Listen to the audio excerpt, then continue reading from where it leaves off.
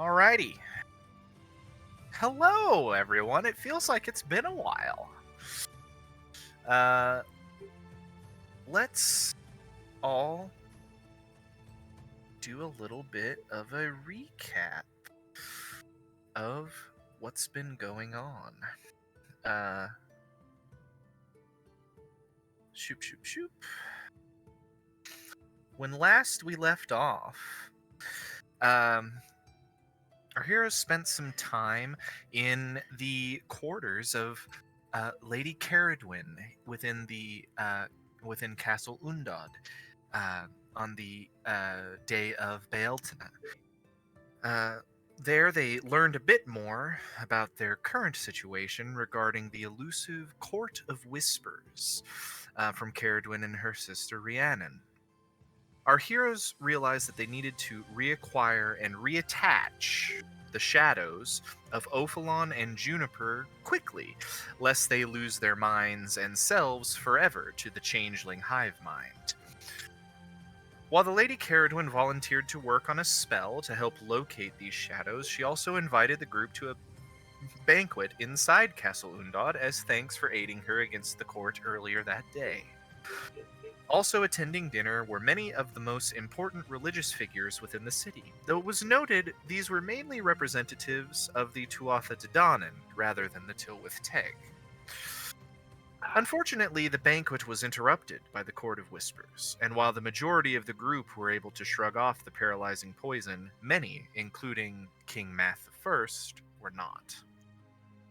It was a drawn-out battle, but ended when an arrow shot from Lady Rhiannon's bow struck the spider-like changeling, causing her to nearly discorporeate. Strange magic held her together, and the ringleader of the Court of Whispers vanished into the night with their prize, a powerful scroll that had been entrusted to King Math to protect by Lady Caradwyn and her father, Angus of the Summer Court. And so, we return now to Castle Undod here, at the culmination of this battle. Arbiter Llewellyn of the Order of the Silver Hand is tending to the king, and other members of these religious orders are being dealt with first, that they may help some of the minor nobility that were also in attendance fully shrug off this paralyzing poison. And so, my friends, what would you like to do? Well, I'm gonna climb off of the table. Very gingerly. So that nothing majorly gets knocked over or anything. We need to go after them. How? I just kind of shoved the bear. No one can understand you except for me. Go away. How are we supposed to track them if we have nothing of their existence? Except maybe we might be able to. And I will head over to the arrow that shot the Drider, or whatever the fuck it was.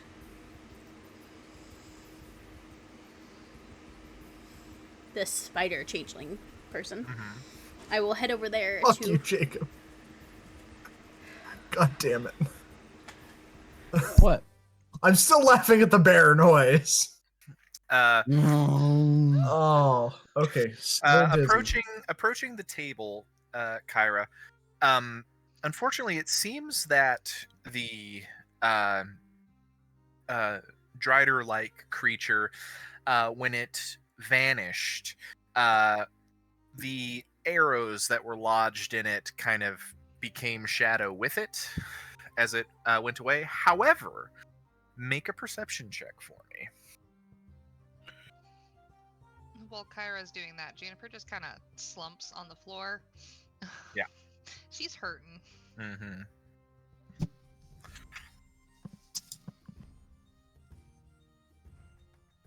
17. 17? Looking around, you do see one thing.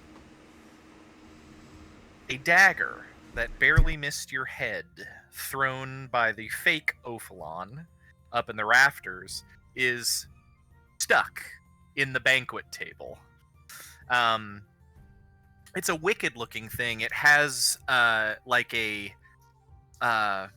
what's the best way to put it? The blade looks like waves, like there's multiple swivels in it, but it's deadly sharp, and it seems to be dripping some sort of greenish liquid. And I'm gonna pull the dagger out of the table. Yeah. Yeah, it's this kind of wicked-looking thing. Lady Caradwyn, and I will hold her over to her. Caradwyn is in the process of assisting with kind of getting everybody back how they're supposed to be. She looks over and she says, yes. How can I help you, dear? Do you think that we can track them with this? How? Are you sure that this belonged to one of them? Well, I mean, he threw it at my head. Then something can be done. Perhaps a scrying or something of the like. If it belonged to one of the offenders, yes. Omenda. Did Ominda see any of the stuff that was going on in the rafters during the fight? Unfortunately, Omenda never did see the fake Ophalon up in the rafters. Yeah, I never jumped up there or anything like that. Would I be able to investigate the blade at all? Check out, see if I recognize where the blade is from, or if there's any kind of thing that I can discern from the liquid that's on it. Yeah, you like walk over to where Kyra and Caradwyn are standing, and you catch sight of the blade. Go ahead, Omenda, make a history check for me. Okay.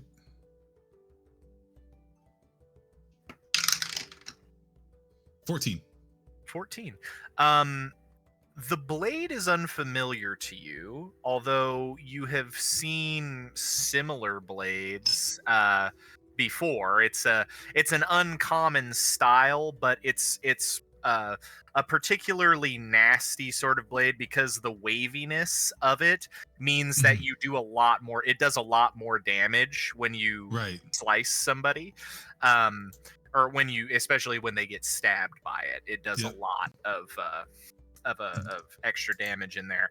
Definitely one of those blades banned by the Geneva Convention. Yeah, makes it very it makes things very difficult to like heal non-magically when you're stabbed by this type of blade. And then that's a history check, and go ahead and also make for me either a nature or a medicine check. Okay, with advantage. Nature or a medicine? Yep, with advantage. Alrighty, we'll do a medicine. Let's roll a different one.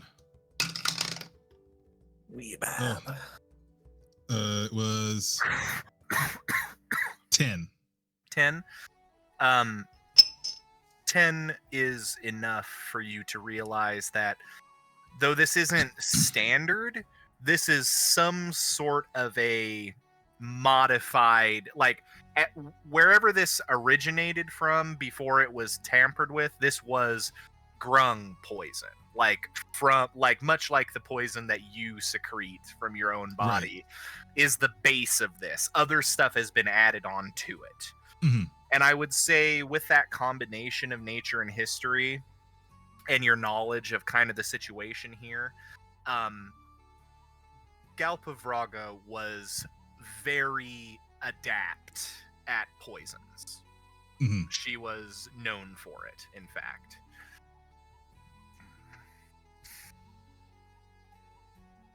I had to remember what accent I was really quick. I think I know who this is. I think I know who this might belong to. Okay, do you think that you know how to find them? Well, there definitely were, at least at one point, just like me, a grung.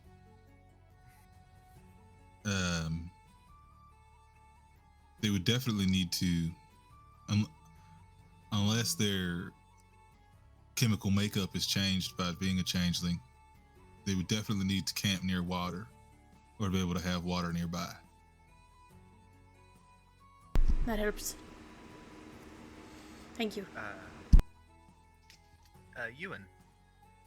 Did the Drider bleed at any point during that fight? There are the Drider got hit pretty hard, got shot a few times by arrows, but the majority of damage that was dealt to it was actually force damage, which is sort of like magical bludgeoning almost. There are spots of purplish blood on the table, though. Can I get a scent off of that? Yeah, go ahead and make a. I'll say you can make a perception check on it. Perception smell. If you're 31. still a bear, I don't know if you get Very much advantage still or a bear. anything on that. Well, I I'm do. just watching you guys do this, and he's just like, yeah. Yeah, you can.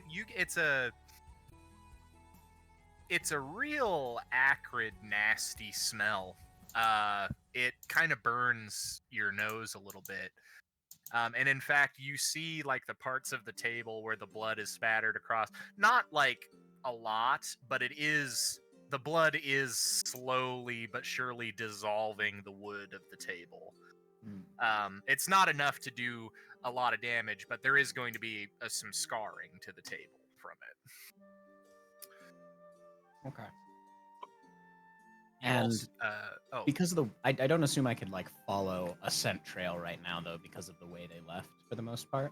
yes, considering that they basically teleported away or just dissolved into shadows, you're having a hard time smelling that scent anywhere except for directly upwards, which is where the Drider had initially descended from. You also hear in your head a quick voice from somewhere off in the shadows. Still have shiny. Perfect. Go ahead and I'll communicate back. Go ahead and take that shiny back to the beanstalk we've been sleeping in. Okay. And the presence leaves the room. At this point, as all of you are kind of, getting your breath back underneath you, Juniper, the little cauldron, Awen, comes over and kind of nudges up against you, and you feel some of your wounds start to heal up a bit. You're going to go ahead and heal 16 HP. And It's like a fucking cat. She, thank you, friend. And the she stands up. The cauldron like lets out a bunch of silver sparks and just slowly floats over to the next person. As you're all kind of getting your breath back to you, the Lady Caradwyn and Rhiannon are nearby. Caradwyn says, I admit that my plan did not go exactly as I foresaw it going. This was, the Court of Whispers is much stronger than when last we had dealt with them. Things have changed significantly. Rhiannon nods. She says, yes, Father will have to Hot be mic, notified. Paul. She says, yes, Father will have to be notified. At about that point, the dwarven priest, the Grand Smith, oh, that's the wrong document. The Grand Smith Dravat Dragonfire kind of perks up a bit, and he says, What plan are you talking about there, Lady Caradwin?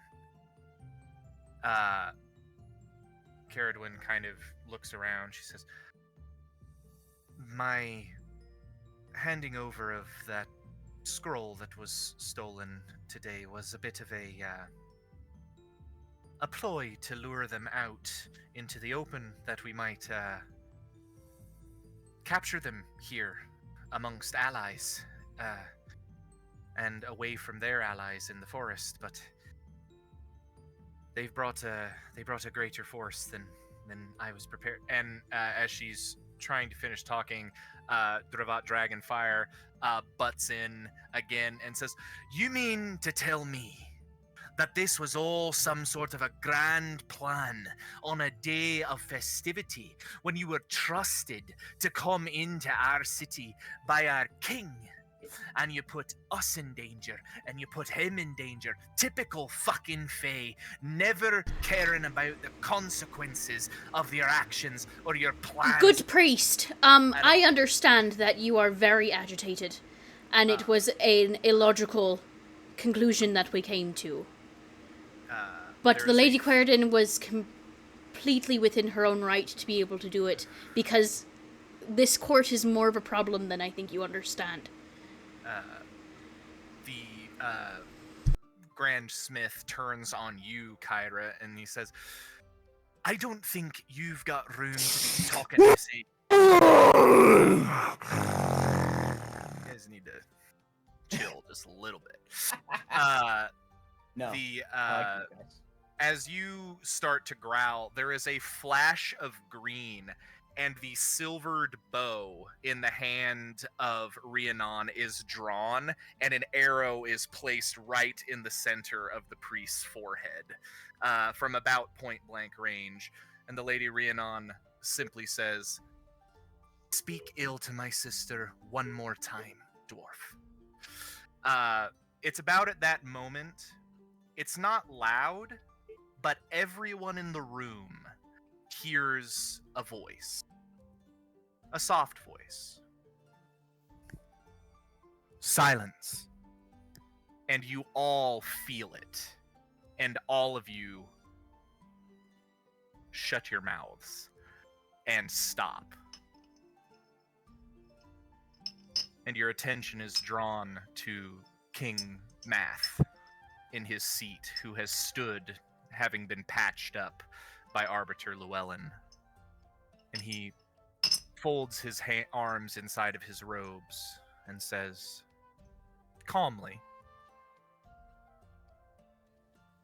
"Grand Smith Dragonfire, I assure you, nothing that was done tonight was done without my knowledge. I agreed to help the ladies Caradwin and Rhiannon in their attempt to root out the ringleaders of this organization. I was also blindsided by their strength this evening. We are all on the same side, and I trust that all of you trust that I acted in what I only believed to be beneficial to the people of this island."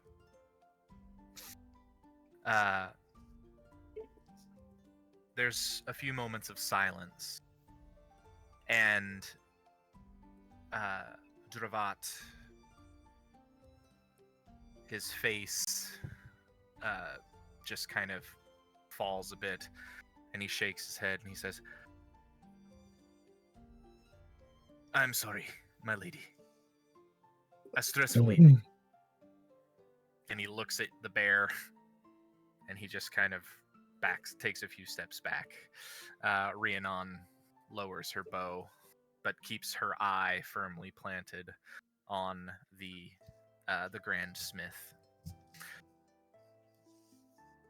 King Math looks at the room and says, "Well, I believe that our feast, having been interrupted as it is concluded. So, please, all of you, thank you for attending. I am sorry for the situation you have all been put in, but find yourselves back to your homes, to your temples, and do what you must to prepare. And he turns and looks at all of you and says, I believe we have some business to discuss. And he waves to the 5 of you, as well as to the twin sisters, and Arbiter Llewellyn also follows. Not into the king's private chambers by any means, but into a small room just off of the Great Hall here, which, Juniper, you would recall seemed to be the room that was going to be set up for you to have a bit of space away from the crowd. But now it is just a simple parlor.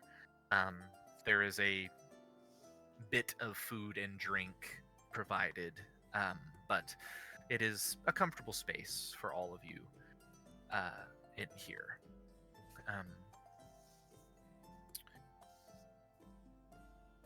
Omenda. Who ended up with the dagger in their position at the end of the... That Okay. would be, Kyra. Cool. I don't really care. I just want to know if we had it or if they had it. Who's got it? We do? Okay.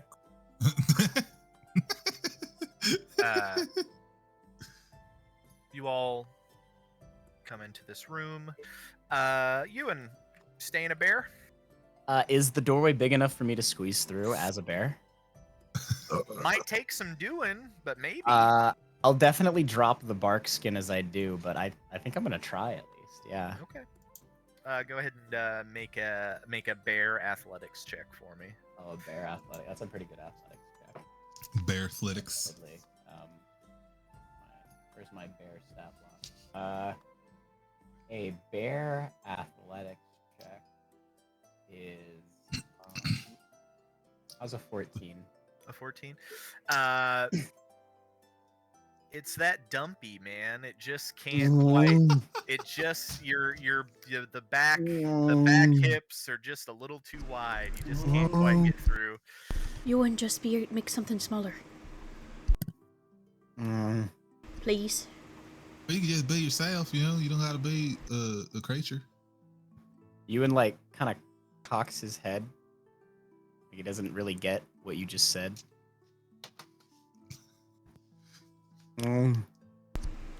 Smaller. And I'll drop the wild shape. Yeah. Just sort of correct my posture as the Yeah. form shrinks. As your spine shrinks. And it just, instead of being bent, it starts to straighten. Yeah. That would have to hurt. Oh my god. Oh yeah. I don't know. I think you probably get used to it, but I bet the first couple of times it's kind of wild. Right. Yeah. A wild shape, if you will. Yeah. As you all are finally into the room, the door is closed. The king takes a cup of tea and kind of starts to sip it and looks at all of you. And despite the situation, he has an air of calmness about him that all of you definitely understand why King Math is as respected as he is in this city. Dreadful business, dreadful business. Firstly, this is the second time today that the courtiers of my castle have found themselves in your debt for what you were able to do in keeping us safe, and for that I am most grateful. And as such, well,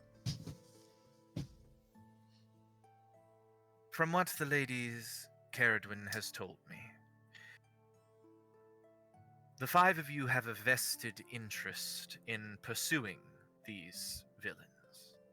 Yes? I would say do so. I do believe that is the consensus. They've stolen mine and Orphalon's shadows. He nods. He says, "Dreadful business. Yes. So you are interested in rapidly finding these people, and that is good. In that, I would ask this. You have proven yourselves to be capable. You are residents of this city, though perhaps not for quite very long. And I'm afraid I must make a request of you all. Pursue these villains. Attain these shadows, reconnect them to yourselves, and stop whatever terrible fortune awaits should you not do so. But I also ask that you find and take back this scroll of magic, ancient magic, that is dangerous in the hands of those that do not fully understand its power.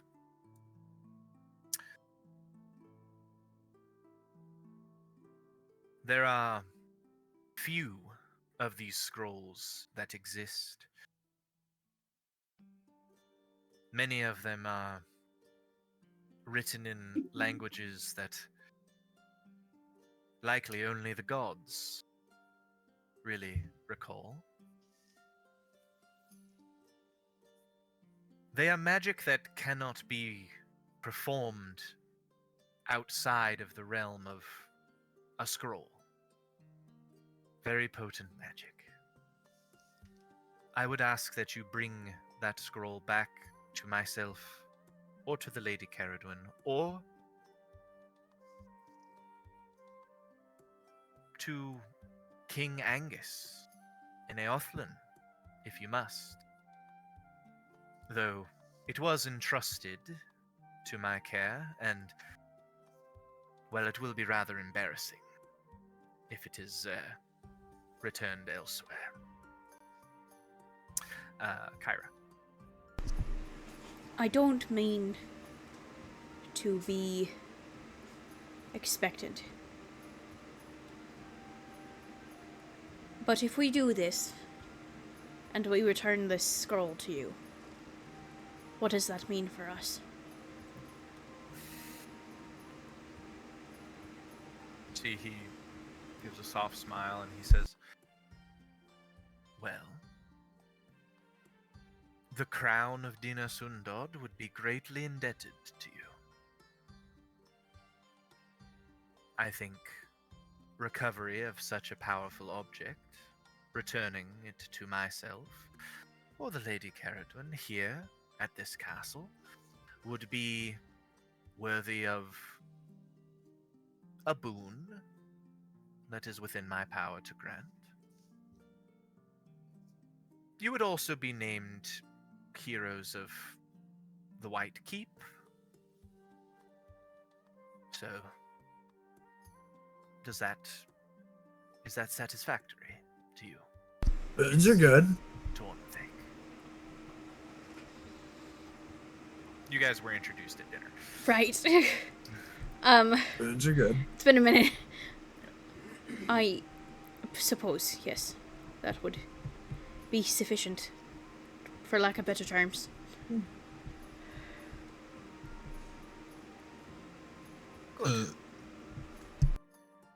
Sir, if you don't mind me cutting in a little bit here, Yes. I would greatly appreciate all the accolades that would come with completing this task for you. But this is gonna be a tremendous endeavor to begin with, and we recently lost everything. We are gonna need some resources to begin with. The king nods and he says, I think, as thanks for the aid that has already been given this day on the day of this festival. And you see he claps his hands together, and a servant opens the door and enters the room with a small wooden chest. He steps forward, places it on the table, opens it up. The chest is full of gold and platinum pieces. Ooh. For the purposes of all of this, I will say right now, there is what? Hold on 2 seconds. There are I can't do math because I'm an insane person. That's okay. As you do that, as he pulls his chest out and kind of reveals it, you're like, well, that is not quite what I was expecting, but I suppose that's more than enough. There is 2,500 gold pieces, which is 500 per person. And there is a further 50 platinum on top, which is 10 platinum for everyone. Boons indeed.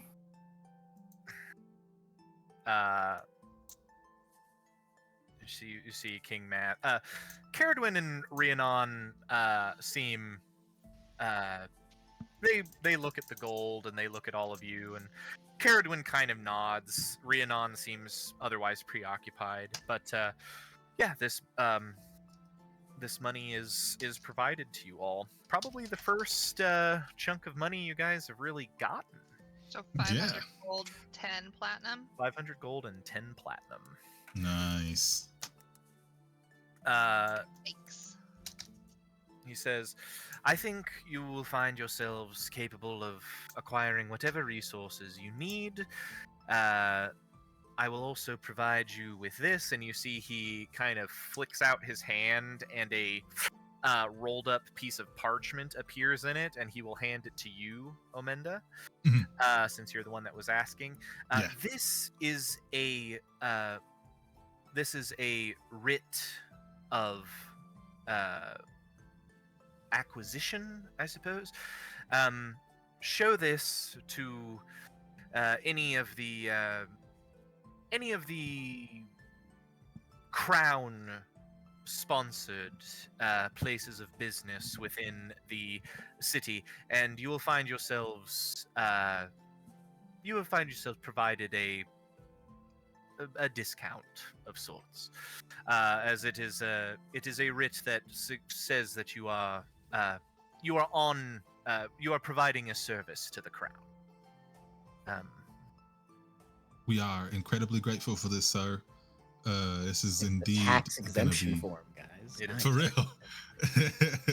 as Amanda will kind of do like he got a lot of money, take a knee, like hell yeah, son. That's a lot of money, isn't it, little one? King Math nods. He says, well, if this court of whispers is fleeing, there isn't a lot of directions they can go. They can't go south. They would be going straight into the ocean. So my assumption is that they will likely be heading north. At that, the lady Rhiannon kind of steps in. She says, oh, they're definitely heading north. They've got their hands on one of the scrolls. They're heading back to whatever their hiding place is up in the forest. It would behoove us to catch them before they cross through the mountains. Once they make it to that forest, it'll be hard even for me to find them. Well, that's why you got me. Forests See. are kind of my expertise. You see this half elven godling that grew up in this forest like looks at you and it's like, maybe the two of us together can take care of it then. Where you can't I can. You see, King Math has a confused look on his face, and he looks at the Lady Rhiannon and he says, My dear lady, do you mean to tell me that you are intending to travel north as well? Rhiannon says, Unfortunately, with this, how this night has gone, someone has to inform my father. And it should probably be me. Caradwyn kind of shuffles her feet awkwardly and says, Sister, I can go. It was my idea, of course. And Rhiannon just waves her hand. She says, No, it's all right. I've been trying to hunt these fuckers down for a long time. It's time they pay. Did you know the one that was attacking me?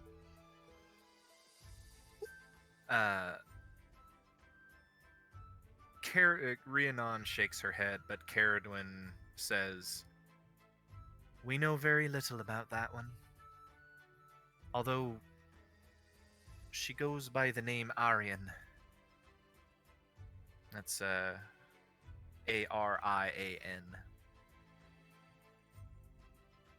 And well, she's been a part of the organization for some time, but usually remains in the shadows. Truly, I'd only heard rumors about her form, but those rumors were proved true tonight. Plus the one that was holding Ophalon and I in the cave. That sounds more like her usual skill set. Staying to the shadows, keeping people captive. It was very likely her that severed the shadows from yourselves. I would assume that she is the one holding them. Well, I like the sound of that. We got some money in our pocket. We got a direction. We got some names. Let's fucking go. Well, if that ain't truth. Perhaps not tonight would be the best idea. I need to rest, Ophalon. But the longer we wait, the further they get away. And there's nothing we can do about that. We just have to outpace them. Changelings they may be, but they are still mortal, and they do still require sleep. And we did hurt one of them pretty badly. Quite badly. So, Speak for yourself. I didn't even get to stab myself. How, Coward. Kyle, how big is that river that runs through the center of the, like, lowlands? oh, Like, how wide? let me look at my own map real We quick. talking, like, Columbia, or are we talking, like, Mississippi? So, Because, like, those are two Like the very different Nile. rivers. you're very correct. So if you're looking at the map, Oh, I certainly am. the river that runs southwards from the mountains, I believe it didn't get put on the map. That is the simply known as the River Running. It runs down from the mountain. It is in places, like especially up towards Gedlin. It is closer to like the Nile sort of a situation, which is wide but shallow, more like. Okay. In other portions, like down in this region, and kind of up in this region near the mountains as well, it's a lot. It's thin. It's not as wide, but it's more. There's more rapids It's Mm. it's more difficult to cross. But So- it's like consistently large enough for a boat that would house maybe 5 to 6 people. It is wide enough for that. Yeah. You would find some severe difficulties in the places with rapids. Well, it's a good thing we have a really experienced sailor in the room with us. True. The The reason I ask is we can make a lot of time up if we're going up the river. you can. The logical first step would be to travel to Canal Dythe, Mhm. which is it's a farming village. We're so far south. We are so far You south. are very far south. But you also have to take into consideration that the Court of Whispers also, again, are mortal. They need sleep. They need food.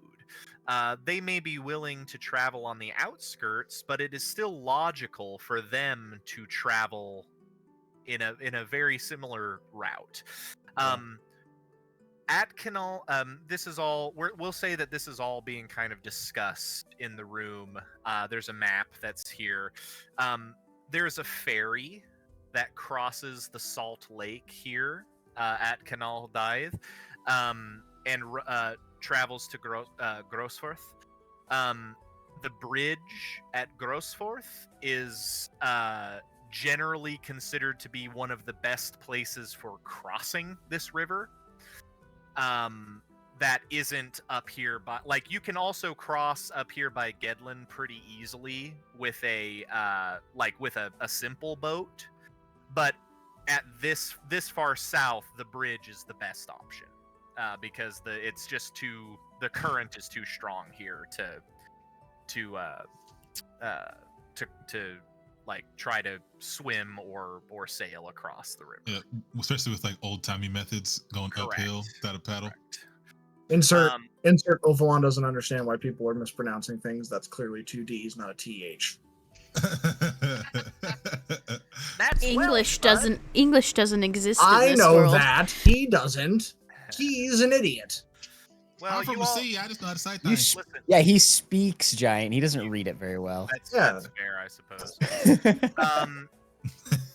The Conversational, from- not fluent. so really it's kind of up to you guys what you want to do.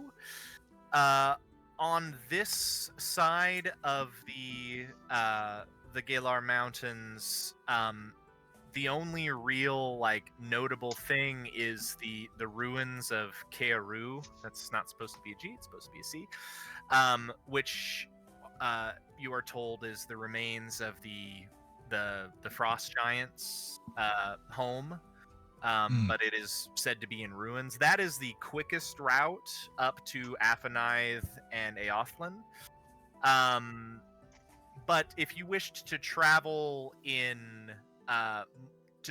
more like to more civilization crossing the mountains, you could travel to the dwarvish capital of Karaklan. But I think before making those decisions, you have to determine what direction the Court of Whispers is going. And at this point, the most likely path that they are taking is that they are heading kind of straight this way. Yeah, heading the same path we want to take to Right. Mhm. generally even get going anywhere. I would There's say not that really many options to go. right. I would say that at this point, traveling over land, the first, and Lady Rhiannon, I would say it would agree with this. The most likely path is going to take you to Canal Dythe first.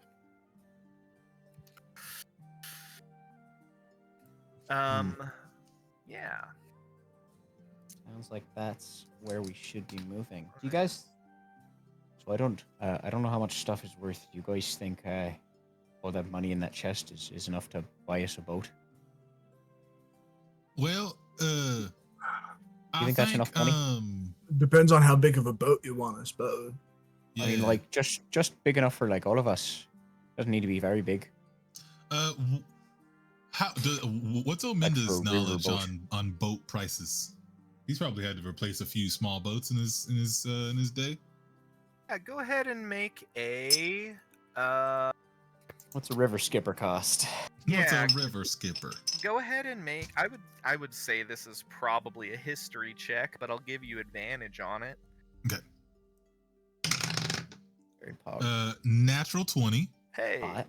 plus 1, 21. wonderful. Height. Hell yeah. So let's see.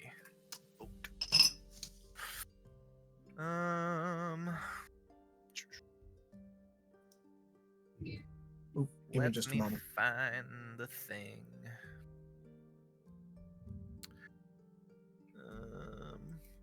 I don't know if there's. For like vehicles and stuff, like vehicle Yeah. prices. I think there is. Let's see if I can find There we go. This is what we want. Yeah. So you would know, Omenda, that for a ship or for a boat that would be needed to travel upriver,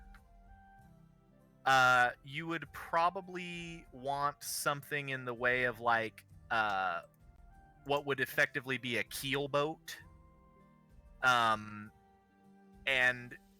a good like a good quality one of those, which would have to be rowed upstream or upriver. Not the wind probably wouldn't help quite as much as you want it to. You would have to drop a 3,000 gold on a keel Good, boat. There's also rowboats.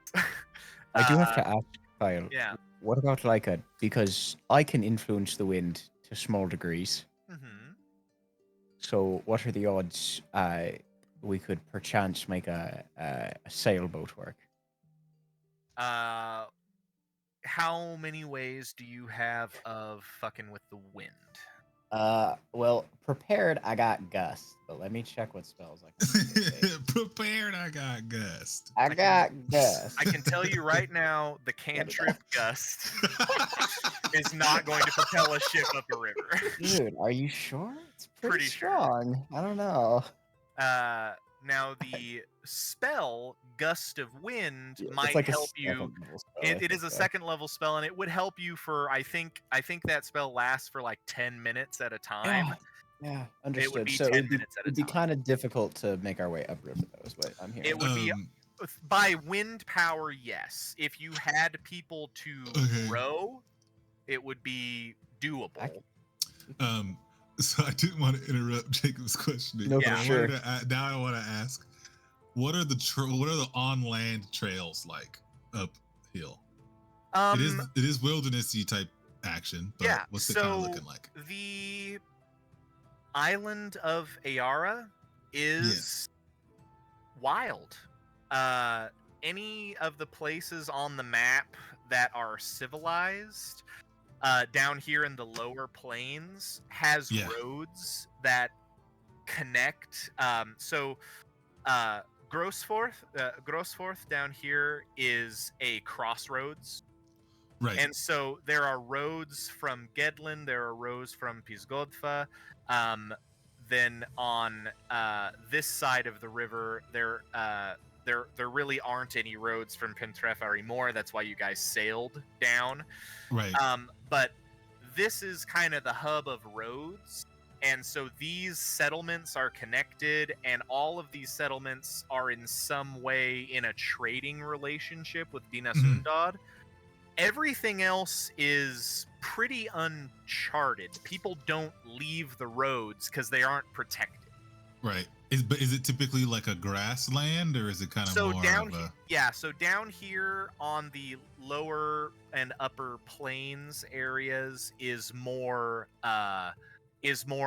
grassland and like hilly terrain. There are small copses of trees some places, but not a lot of them. But the closer you get up here to the mountains, the more likely you are to find larger like foresty type areas.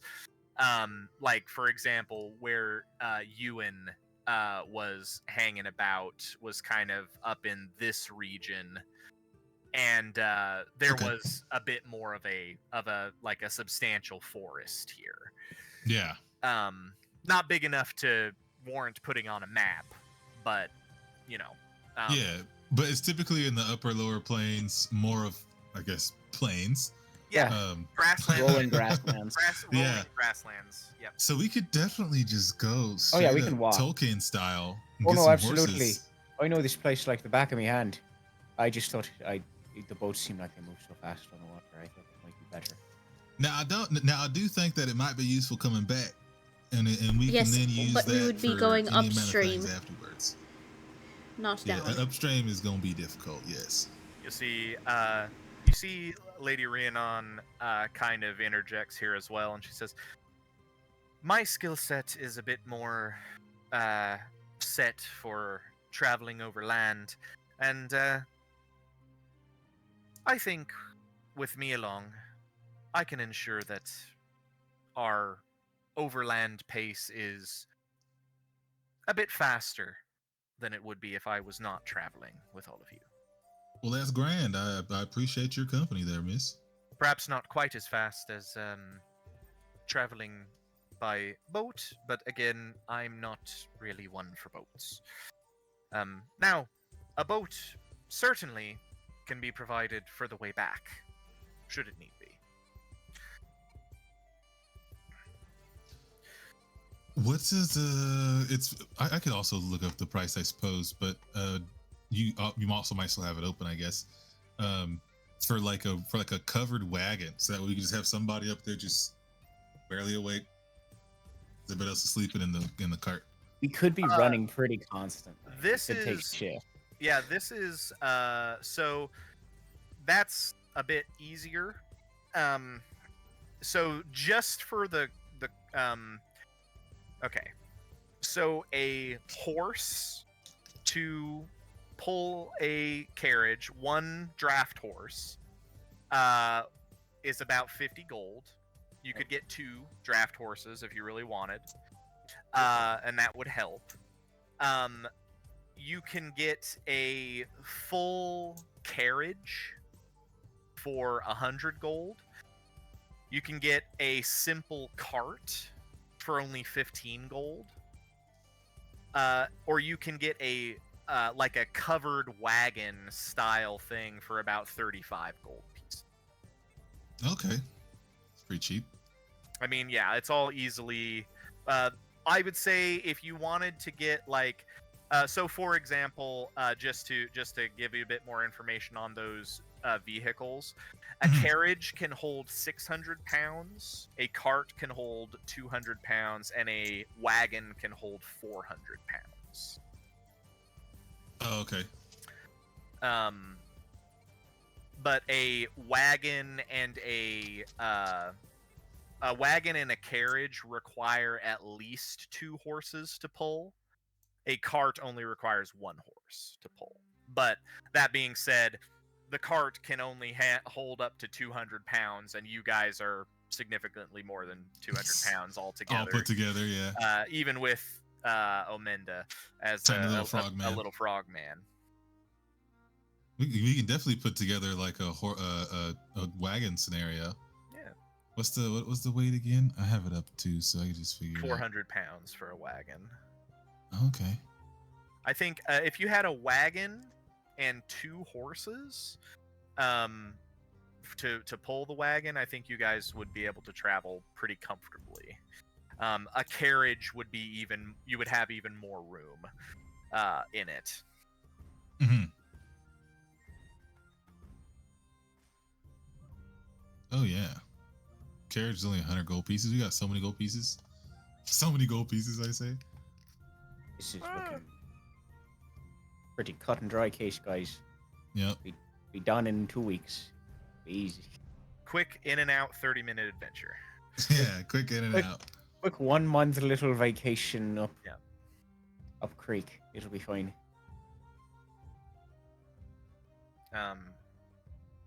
Lady Rhiannon kind of nods and she says, "If you wish, I'll take whatever funding you have and I can have a carriage and horses ready to go for you all in the morning.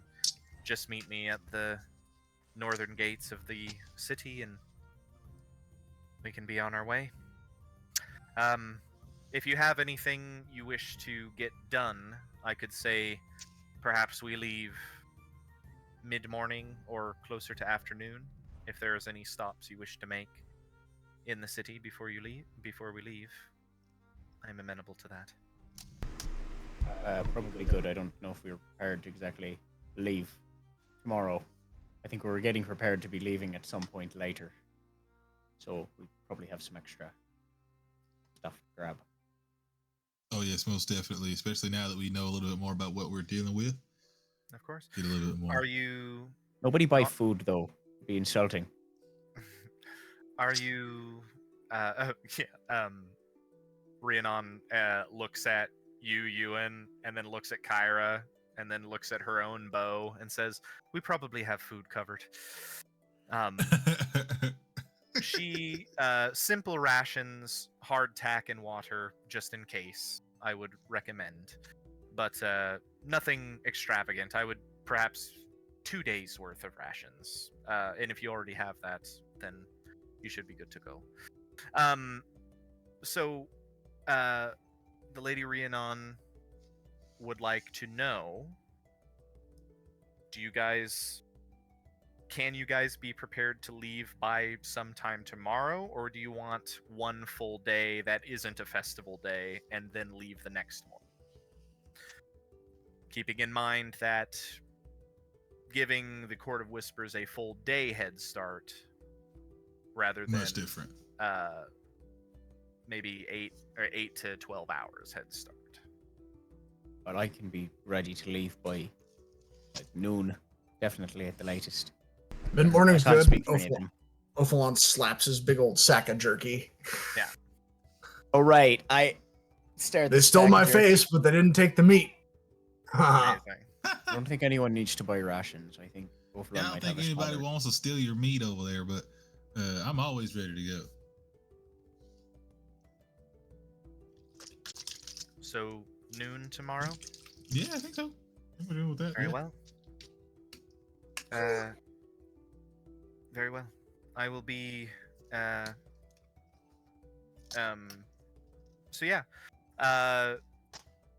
Go ahead and I think the total price you're looking at for a wagon and 2 draft horses is, as well as the requisite you'll need horse feed, you'll need bridles and such.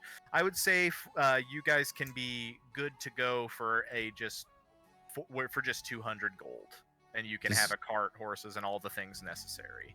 Does that include the math and way discount? It does, yes. Okay. Okay. Cool. Um, The horse is gonna have armor. I'll chip in 40. Same. I assume we're splitting it. Yeah. yeah, what's? Yeah, because I assume everybody already put the Yeah. prerequisite money into their inventory. If Yeah. everybody chips in 40 gold, you'll have it covered. Okay. Nice. I had 7 gold. Now I have 467 gold. Amazing. That's a lot, man. Crazy. Right, well, Those crazy ones. I have things I need to Anyway. prepare. They're up Lady Rhiannon leaves. King Mathanui, or King Math, looks at you all, gives a nod, and says, "Thank you for all you have done, and I am sorry to ask you to do more, but I believe in your abilities. You all are proving to be excellent citizens of this island." I was already an excellent citizen, but thank you. That I certainly believe. I was not, but I'm glad to be going up. gives a nod. King Math is going to see himself to bed. The Lady Caradwin looks at all of you and says, "Well, if there's nothing else, good night, friends, and I'm thank you for what you've done today, and I'm sorry for getting you wrapped up in more of this. But should you have any questions, and she kind of reaches her hand over the cauldron of Awen, and a simple sheet of parchment flies out of it into her hand, and she just kind of rolls it up and hands it to one of you and says, check in with me with this. Once per day you can send me a message and I can send a message back. It is a modified version of a sending spell, but it has to be written. You can make the message as long as you want. You're not limited by word count, but it can only be sent once per day. And then upon the magic resetting itself the next morning, whatever messages has been written will be erased. So any pertinent things that you need to remember, I would recommend writing down on something else.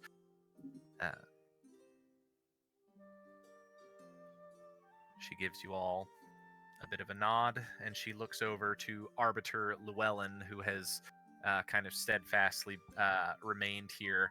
And she says, Dear Arbiter, can you ensure that these fine citizens find themselves back to the residence that they have been staying in?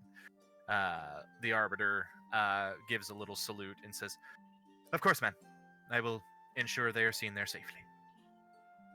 Caradwin nods, looks back at all of you, gives a little wave, puts her hood back up on her head, and leaves the room, the small cauldron floating after her.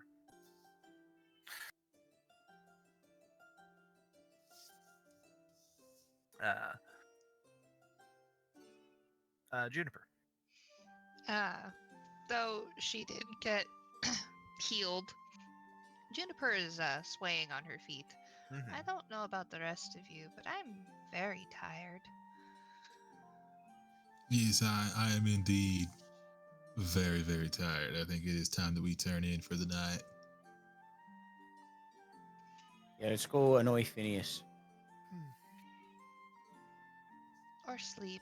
Sleep's an option. Right, yeah, sleeping, Yeah. that's precisely. Either yeah, way. uh-huh.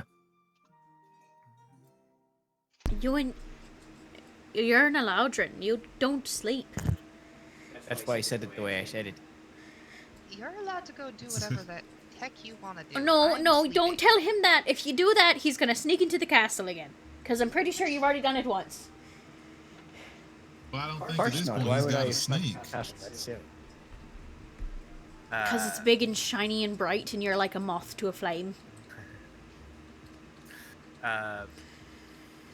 Arbiter Llewellyn, who now that you're all a bit closer, you can see this kind of androgynous-looking half-elf. I think half-elf. Did I write half-elf? I don't know what I wrote down anymore. I made too many characters. Yes, a half-elf. A kind of like an interestingly like dark bluish purple, like pixie cut almost. The silver hand armor with the green cloak, and then their pike that they hold in their hand.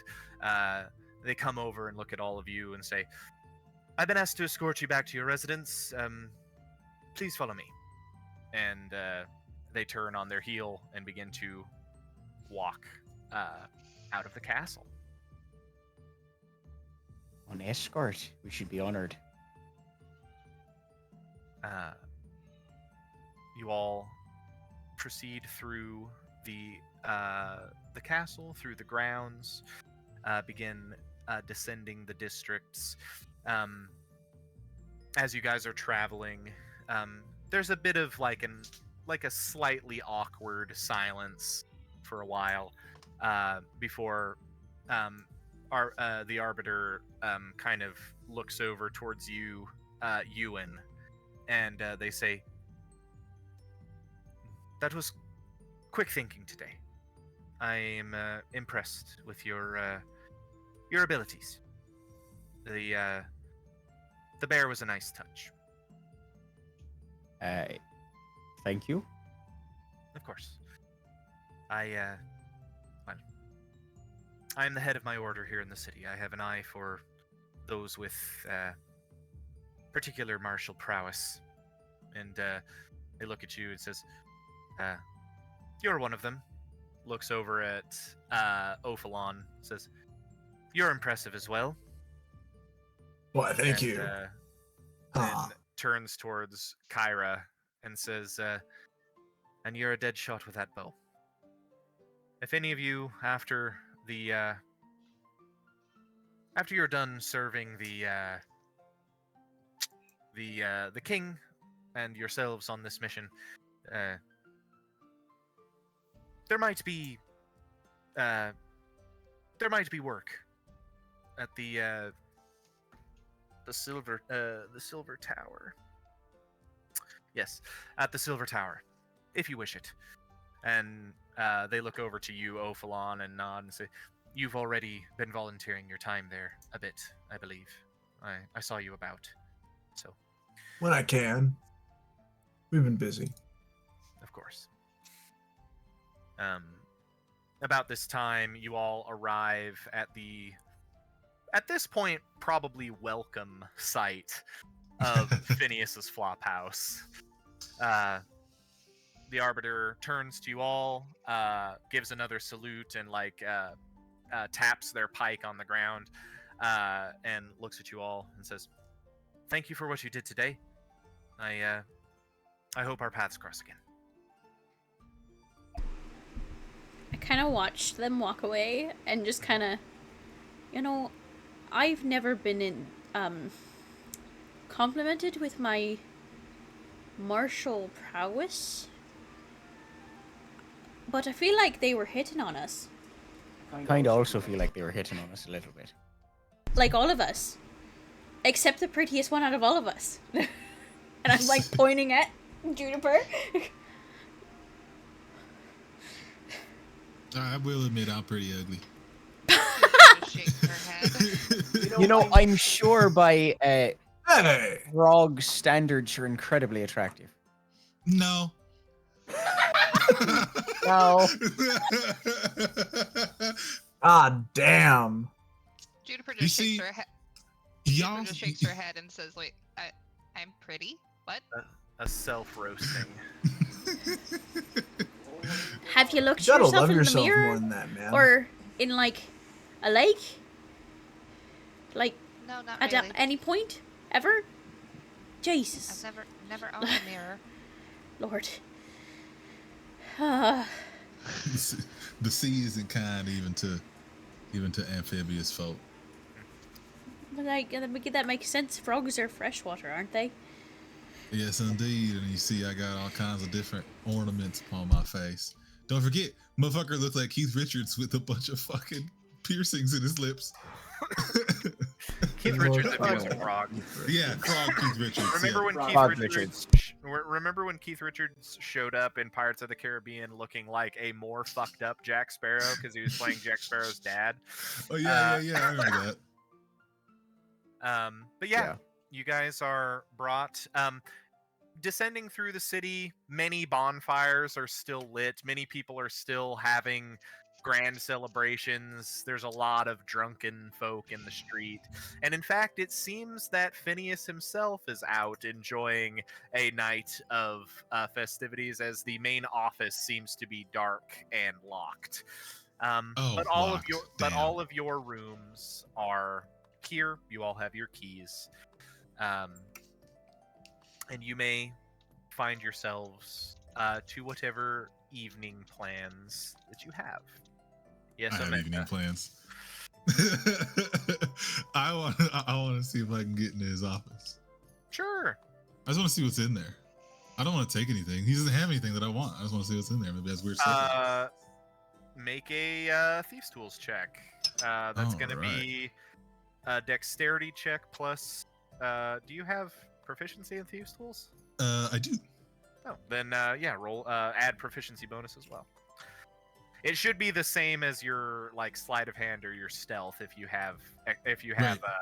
uh, Yep, and I can kind of math it up. So let me see. Does Amanda go and do this in front of all of us? Sure, I don't care. 17 plus 4, 5, 6. So it's 24 or something like that. 20, yeah, No. 23. I mean, Yeah. easily. It's a pretty simple lock. You Yeah. click it open. Make an investigation check for me, Amanda. Okay. Investigation. I'm not that good at that. But he rolled pretty great. That's a dirty 20. 19 Dirty plus 20. 1. Yeah, boy. The office is much the same as it has been since you guys, when you guys got here. There is a wall of keys for all the different rooms. Some of the Mhm. keys are missing. There is underneath the chair behind the desk, there is a massive logbook of all of the, like, what looks like the last 50 years worth of people coming, like, logged coming in and out of this place. Hmm. And just snooping around, the only other thing you find is a in the drawer you find a little like you find a little scrap of paper that it looks like Phineas has been writing some really terrible poetry on. With a roll of a dirt 20, you found this man's or this Fearbolg's like secret Diary. hobby. You found his fucking fanfics, You found his bro. fanfics, I bro. found his fanfics. You and I both know Phineas is a fanfic guy. He kind of peeks his head over the Oh double deck. He's yeah, He ships like residents. like, probably, yeah. that's funny. Jennifer's reaction to this is to rub her eyes and just say, "I'm too tired for this. Yeah. Good night." And That's walks up okay. to her room. There isn't much to look at anyway. Just a couple little stanzas of some bad poetry. Do you Poetry. relock the office when you leave, Amanda? Yeah. Okay. It's truly really bad. It's really bad poetry. Wow. You see that he got through a few lines and then he got stuck trying to find a good rhyme for silver, and it just never goes past that point. Man's gotta learn a little bit more words with silver. ER is such an easy like rhyme scheme too. Yeah, I suppose he might try to do something complicated. Maybe. Ugh. I don't know what his story is. I'm not reading it. I can't read. Yep. What Trust I me, am doing though, I only skimmed it. I have clambered back into that beanstalk and I'm conferring with my my cohort, Yeah. and seeing what we got. You get back up into the tree stalk, as it were, and you find yourself up there, looking around. You don't see your little friend right off the bat.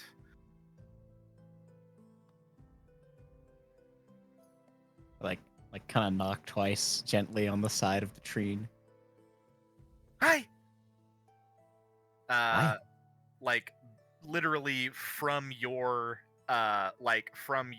darker shadow, you see the little red eye look up, and little slow this little black rabbit, moving the slowest you've seen it move so far, just kind of does that slow rabbit walk out and looks up at you with its nose twitching. I like hold out a finger for the creature to sniff. Reaches up and it gives a little sniff, and it kind of like nibbles a little bit on your hand and says, Thank you. Oh, you're welcome, little. Do you have a name? Do I get to name you? You see, the rabbit lifts itself up onto its hind legs. The ears begin to recede into its head. The fur begins to recede as well, until there is a small fey being, kind of bluish skin, that same long, that's the same color, but of black, but just this long hair tied back, and these little purplish black eyes that are kind of looking up at you. It's dressed in very simple leathers, and it kind of looks up and says, "Well, you've made a pact with me. If you wish to give me a name, I'd be happy to take one."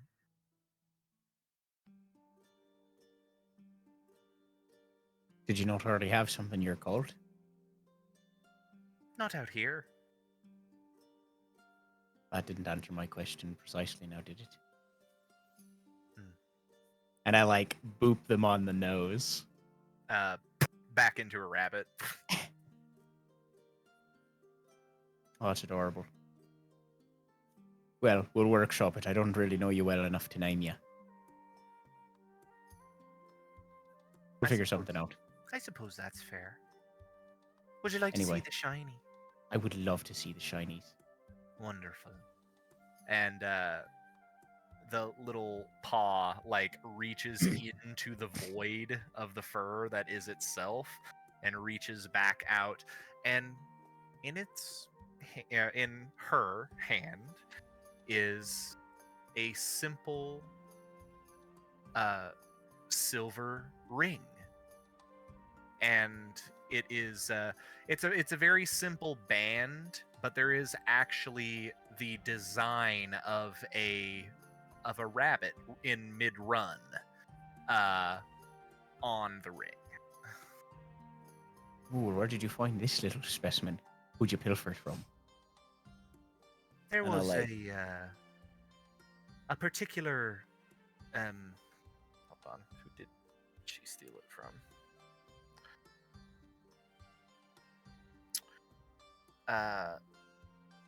There was a rather large giant kin woman of the cloud variety.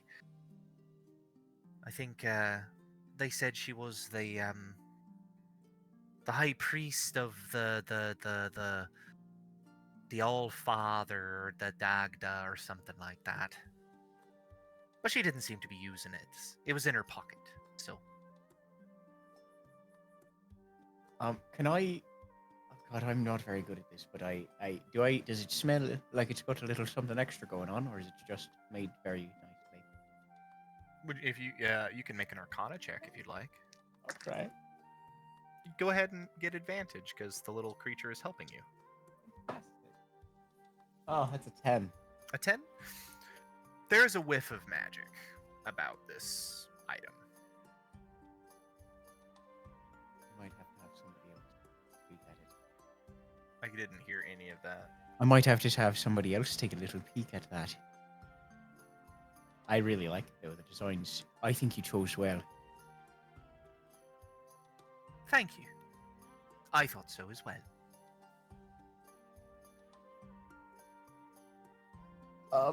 And is that all she presents to me? Yes, that is all she was able to pilfer in the time before the fight broke out. Well, in that case, oh, there's something a little special about this. Might have to have someone take a peek. Maybe Omenda might know something. And you said it was in like a cloud giant woman's pocket. So is this like a ring kind of situation? Like, how big is it? Interestingly, no. As a matter of fact, you watch as your little companion hands it over to you, as it's sitting in your hand, you watch that ring actually grow to a size where it could fit any of your fingers, as opposed to her paw. Oh, certainly something special.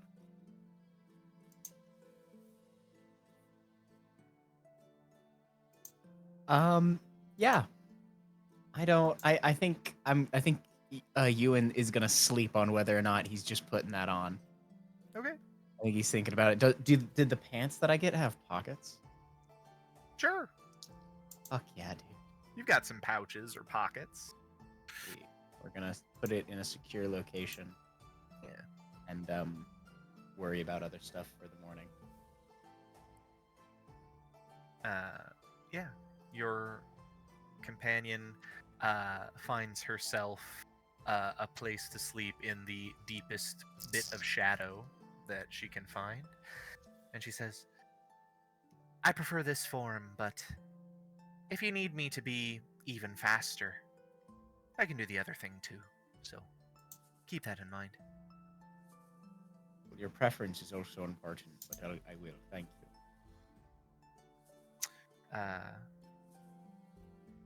And I think Glove Ewan- shoots me in the head as Yeah. I discuss this with my. and I think Ewan, you feel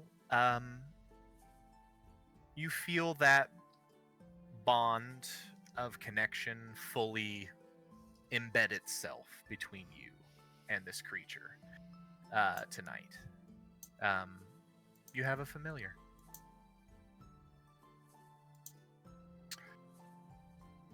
Anybody else have anything they want to do, or is everybody good to just go to sleep? Kyra. I wanted to wait a little bit before going and knocking on the beanstalk. Okay. You hear a soft sound of something hitting the bottom part of the beanstalk. Ewan will hang out of the beanstalk by his legs and look down at whomstever is knocking. Ewan, make a. This isn't anything to have you be fallen out of the tree or anything. I just want you to roll a d20 and tell me if you roll an odd or an even.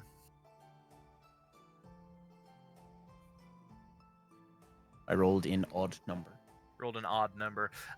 Ewan falls, kind of hangs backwards out of the tree, and he's hanging down and he's looking at you, Kyra.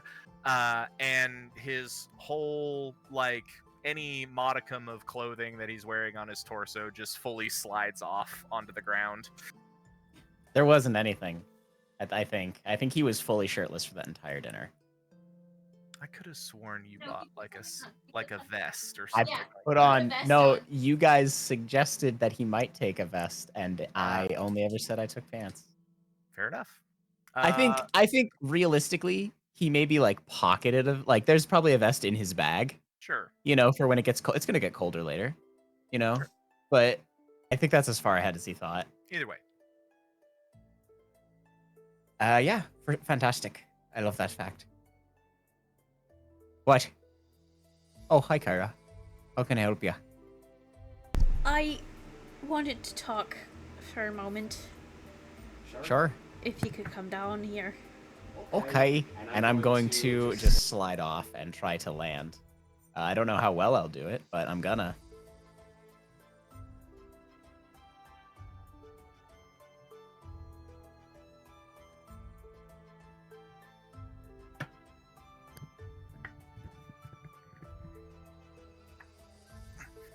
Do I need to make any sort of attempt at that? Or, I don't know. I don't remember how tall the beanstalk is. Is it like 15 feet or 20 feet tall? I think it's only like 10 or 15 feet tall. Oh, yeah, I'm totally just gonna do that then. Ewan absolutely tries to just like drop himself from that limb of this tree stalk. Easy. Just lands in a crouch and then stands up. You know, that's What did bad you for want to your talk about? knees, by the way. What? It's bad to drop, like, never mind. You didn't have to stick up for me, but I appreciate that you did.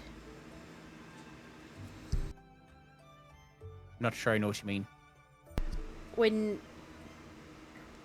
the Grandsmith started to get snippy for me defending Caradwin. Oh. You're welcome.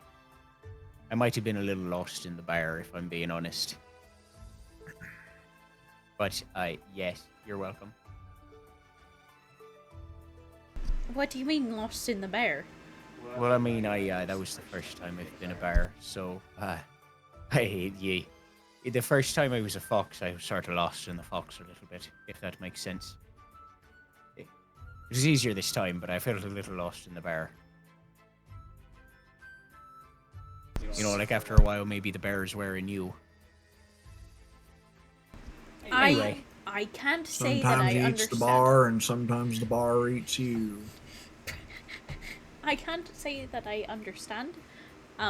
It's not really my area of expertise, shapeshifting and whatnot. Right. What I was saying is maybe I wouldn't have screamed in his face normally, but you're still welcome. Right. Okay. Memo has been received. Thank you. I'm gonna go to bed before I shove my foot even further into my mouth. So, good night. I don't think you shoved your foot into your mouth, but alright. Good night. Sleep well. I will just go to bed.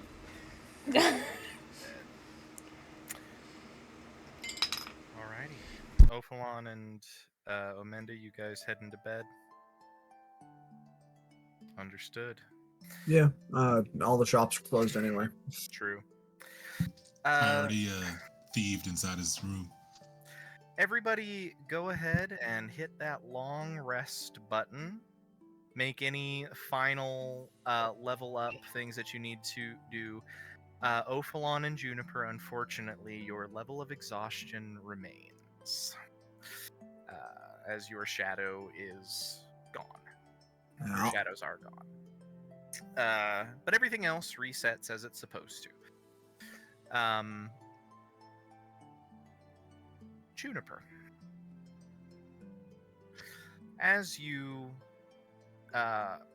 find yourself to sleep, I think you're probably very tired, so you go to sleep rather quickly, but I think it is a slightly restless sleep. Nothing materializes fully. It's nothing like a full vision like you've had before. But you do have in your dreams a familiar voice kind of flowing through your mind. You hear a tisk, tisk, tisk, little wench. Without your shadow, whatever are we going to do? Well, your pursuit of what is yours is going to lead you in my direction, I think. So, maybe our long-awaited union is at hand. But, do make sure you find yourself whole again before coming to meet with me.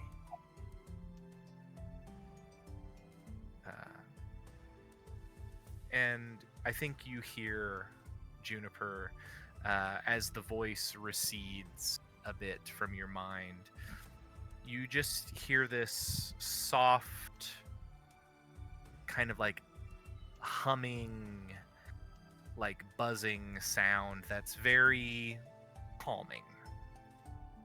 This very soft, kind of rattling hum, and it helps put your mind at ease and to sleep throughout the night.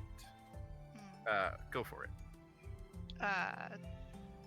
Obviously restless sleep and very sleepy, but she does attempt to say thank you for the assistance. but also I think in her sleep-addled brain, she says, "Looking forward to finally meeting you." Mm-hmm. That humming gets a little louder and helps put your mind to a more restful night.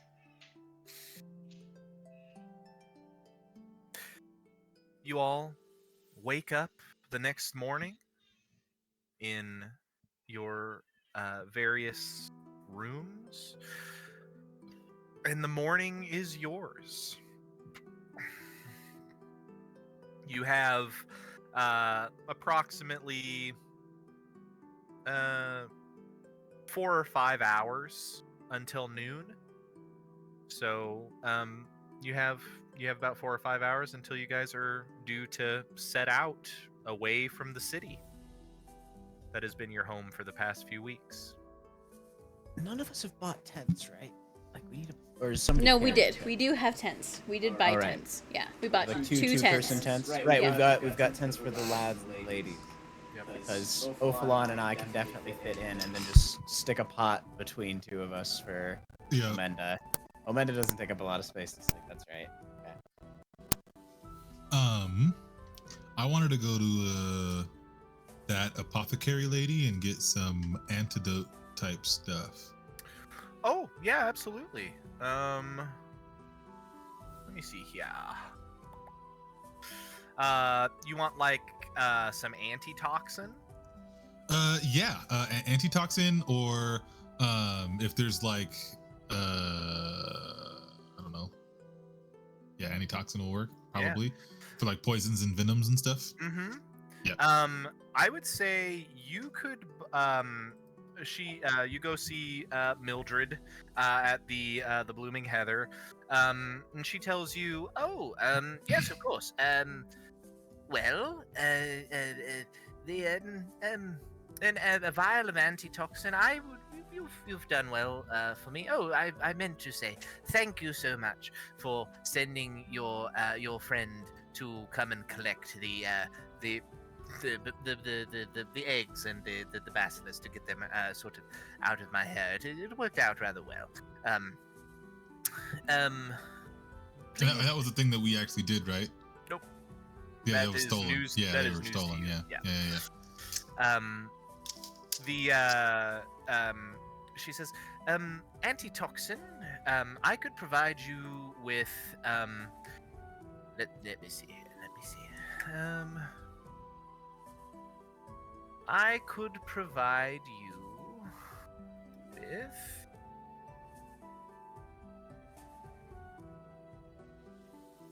God dang it, I can't spell anything. I just look it up, antitoxin. Yes. Oh, well, of course. Why would it be there? Antitoxin vial. 50 GP. Yeah, I know the cost. I'm just Oh. trying to see if it's an actual item, and it's not. Okay. So she says I would say and of course an antitoxin and an anti-venom would provide slightly different they would be used for slightly different circumstances. I would say I could provide you with a vial each of antitoxin and general anti-venom for 100 gold, and for the purposes of your knowledge, Omenda, a vial of antitoxin and a vial of anti-venom. I would say each of those vials would have 5 uses for Okay. the price of 50 gold each. So 100 gold will get you 2 vials, one of antitoxin, one of anti-venom. Perfect. I'll do that instead of 100 gold. Yep, 100 gold. Perfect. And as I kind of like say, I appreciate your ability to give this to me, ma'am, but we did not send anybody here to collect those eggs from you. She gets a confused look on her face. It was a little red fellow like yourself, a small frog-like individual. She seemed quite knowledgeable of you, actually. She knew you. She had mentioned you by name, in fact. Did she mention where she was going to be taking these eggs? She said somewhere off the coast. She said she knew an island where they could run a bit freer. Okay. Well, I definitely appreciate you giving me the information as well. I think that's somebody that we are looking for. Definitely an old friend of mine, and I'll see if we can get this figured out here pretty soon. No worries, though, ma'am. All right. By the way, it's definitely removed a problem from my situation. But Indeed. have a wonderful day, my friend, and I hope that antitoxin serves you well. Oh, I hope so too. I hope I honestly don't have to use it, but you know. Don't we all? All right. Okay. So that island, I'm assuming, was the one from I don't remember from my backstory. The Windswept Isle, which is, if you're looking at the stream, somewhere out here off of the windswept coast is an uncharted island that the majority of people don't know about, but Omenda, you and your folk know very well. Right. Okay. It's quite small, though. I would say it's no bigger than like this little peninsula here. Yeah. Yeah, it's gonna be like very very little. But like... it's very difficult for large ships to travel in this section of the ocean because it's so windy. Mhm. The winds just buffet up against the cliffs on that side of the island, and it takes a large crew and a small ship to be able to sail those waters. Oh yeah. Okay, cool. Yeah. I'll just go ahead and that's all I had to do. Just want to get some antitoxins and stuff. I think I'm good on my weapons. I don't really need anything because you're not really tracking ammunition like arrows and stuff. I Right. will presume that you guys, before leaving the city, acquire the ammunition you will need. Yeah. Also, Ewan procured a Fletcher's kit, and you know for a fact this man has not purchased arrows from anything, Yes. despite having like 20 of them on him. So, Okay. it may surprise. Yeah. Like so any hours you need. Othelon would like to return back to Temple of the Silver Queen that he was volunteering at. Yeah. The Silver Tower. Yeah, Yes. absolutely. Yeah, that's what that would be. And find the priest that he was with. Oh, yeah, absolutely. Not Arbiter Llewellyn, but the one that you had been speaking to on the previous times you'd been there. Yes. Easily enough. You find man, don't ask me to remember the race or the species. Yeah, the species of whoever it was, but I know it was a female presenting individual. So, yeah, she meets with you and she says, Mr. Thalamore, it is wonderful to see you. Are you planning on volunteering again today? No, as a matter of fact, I'm heading north on a bit of an expedition to try and find somebody who stole my face. As much as I'd love to stay and help, but at the very least, I do not wish to leave without helping where I can, and so I would like to make sure that this ends up used for a better purpose. And I would like to give her a bag with 350 gold in it. She takes it and she looks inside and she her eyes get really wide and she's like, "Oh, I thank you so very much." Consider this a monetary value of the time that I would normally be here helping, and hopefully it can kind of, spruce the place This up, is place a- up a little bit. This is a very, very generous donation. We will put this to good use. This will not only serve our temple, but this will serve the city guard, the castle guard as well. So we thank you greatly. Well, considering what's happened in the last couple of days, it seems like the city guard could use some bolstering. She says, I heard a bit about what happened last night. I would tend to agree. I also wanted to say, we heard back from what's the name of the place? We heard back from Kairayer about your brother, actually. Your brother Pfeifferon has not been at the Cloud Giant Citadel for some time. It seems that he volunteered his services at the Cadarno Terfinal, the last bastion, the kind of the fort that guards the only pass through the northern mountains to the waste to the north. So he's they haven't been in contact with him of late, but he's that's where last he was known to be, was volunteering his time keeping the mountain passes safe.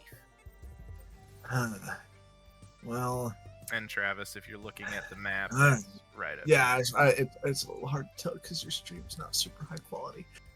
It's because you're zoomed far enough out. If you zoom in just a tick, Kyle, I think everything will sharpen up a lot. Yeah. Like, truly just- Zoom. Oh, There. well, Oh, that's that's your only much other better. option. Yeah. Fair enough. So he's just to the northwest then, but that's also through a whole mountain pass all by itself. Yep. All right, well, now we're heading north anyway, so maybe I'll get lucky. I appreciate your assistance in the matter. And Oops. Death. Whoopsies. Kyle, no. Oops. Nice. Yeah, I think that just about does it. Yeah. I will miss all of you. Well, we will miss you as well. And I believe she already gave you a holy symbol of Nuada, Yes. which is a silver hand on a pendant. So you have one of those. She says, may the silver hand guide you to where you need to be. And she gives you a little bow. Anything else for Ophalon? Or is that your morning taken care of?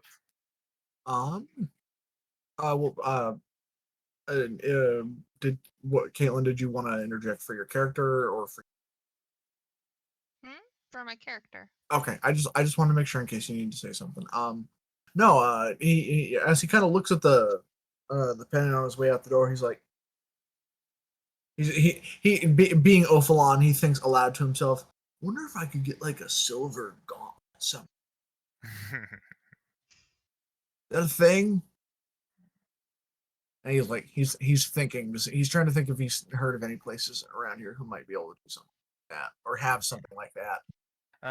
You do know that there is a shop elsewhere in the city called Hrolda's Arms and Armament, That's right.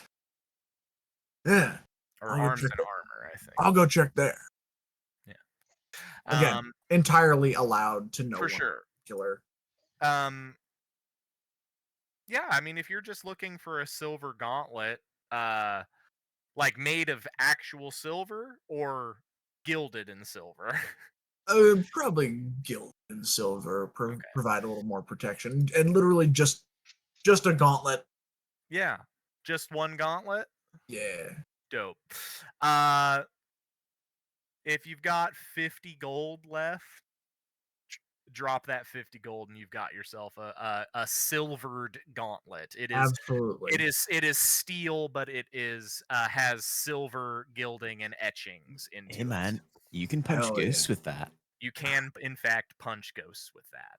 I literally Travis was not even thinking of like the implications of a bit of silvered armor. He was just thinking, Ophalon totally just have like a silver gauntlet to reinforce the whole silver hand. Yeah. He Alrighty. would. I think next we're gonna go to Juniper's morning before getting ready to go. First and foremost, Juniper also travels to see Mildred. Mm-hmm. As a thank you, she wants to give Mildred 100 gold as a thank you for the Damn. lessons. You guys are very generous.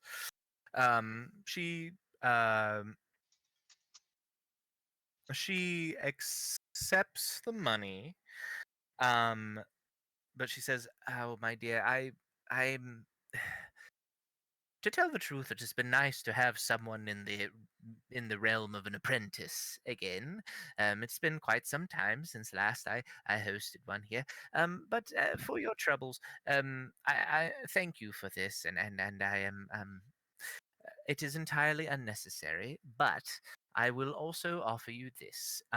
She is going to give you one greater healing potion and 4 regular healing potions. Ooh. I heard from your small frog-like friend that you all were preparing to travel north. So please take these and do with them what you can. Oh, well, thank you. True. And then let me add those real quick. Yep. Okay, so 1 greater, add 2 equipment. Amanda, can you stop shooting me? This 8 damage is starting to add up. So this would add like any like silver effects to like an offhand unarmed strike. Yes. Cool. I typed that up right. So, what would the basic one be called? Because I'm It's not just seeing. it's just called Potion of Healing. How much would that weigh? I would just consider it as part of the armor you're already wearing. Fair enough. Just part of my scale mail. Yeah. Okay. I added it as a separate item just in case. Yeah. And you said 4 of those? Yes. Okay. 1, 2, 3. Okay. I thoroughly enjoyed learning from you, Mildred, so thank you. Of course, dear, of course. And, when you all return, perhaps we can continue some more lessons. You are very apt and do practice daily if you can. And when you return, we can try something maybe a bit more risky. So that could be fun. I'll be sure to do that. Thank you so much. And then, because it's probably the last time that she's going to get peaceful, quiet time, she goes back to the park. Okay. And she's Nice. gonna sit and she's going to cast her shoot, what is it? Where'd it go? Speak with animals. Mhm. And she's going to play her viol again for the Yeah. animals. You spend some time here in this pleasant place playing your music, and after a time, some of the animals of the city, a lot of birds, a lot of smaller critters start to appear. And you get to a breaking point or you get to a break in the music, and you kind of stop your song, and you hear a familiar sound. You hear that pleasant kind of rumbling, humming sound that you heard in your head as you were sleeping last night. And you turn and look, and curled up right next to you is a small green creature that's just curled right up next to your leg, purring away like crazy. Hello there. Who are you? You see a little head extricates itself from the ball that it was rolled into and blinks these large, kind of olive green colored eyes. Truly a very small cat that looks as if it's made entirely of moss. Just kind of looks up at you and just you hear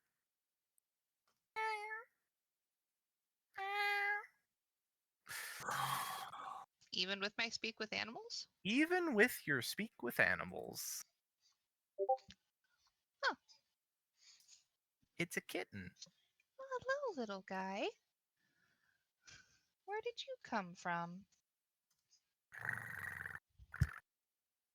She Right.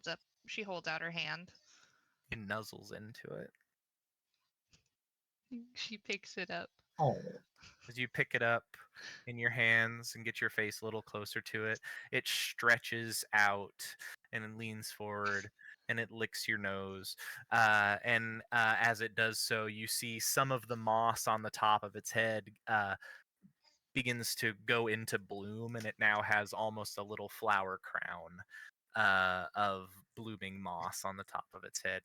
Oh, you're so... Juniper, literally to nobody, gets very high pitched. This is just Yeah. so cute. Yeah. Are you... Have you been following me? She tries to set it on her shoulder. It like almost falls off and it like digs these little claws into your shoulder, but it finally kind of balances itself and just really kind of like tucks itself into the crook of your neck and just sits there purring away. Think Uh, Dr. Briefs from Dragon Ball Z.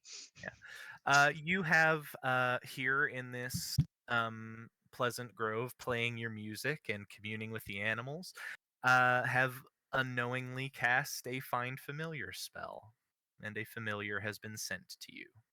Oh. Oh. Do I suspect that that's the case? I think,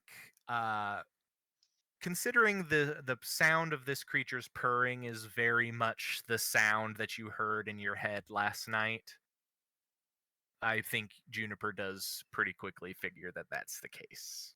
That's adorable.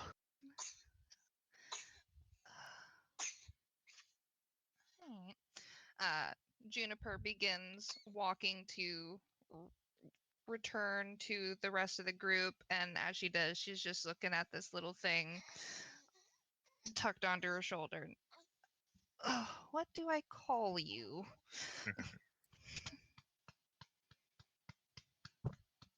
Kerbonk. Okay. Kyra, you had your hand up. Was that to interject into that scene? Okay. Let me see here. There you go. Okay. Okay. Juniper goes to join everyone towards the front gate. So, oh dear. Crybaby. Uh, dear, Kyra and Ewan, do either of you have anything you want to do this morning before you all prepare to leave?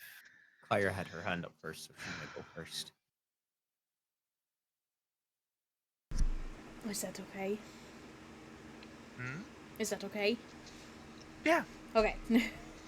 Can I, before I leave, I would like to go back to the cusp of trees Mm-hmm. where the, graveyard is. You absolutely can do so. I will head back and I will take a coin from my pouch and I will place it on, like, the thoroughfare of the cemetery. Mm-hmm. and standing under the like mantle with the Arwen's symbol. Just well, we're gonna head out and track down this cult, I suppose. Hive mind cult thing. So I won't be back for a little while. I know that you won't be far though. So omnipotence and whatnot.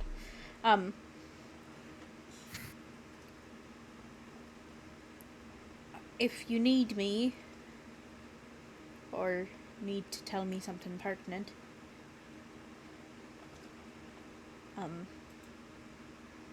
send something my way, I suppose. I'm sure you have your ways of finding me. I feel kind of useless right now. But that's fine. That's beside the point. So we are heading out. If you need me, let me know.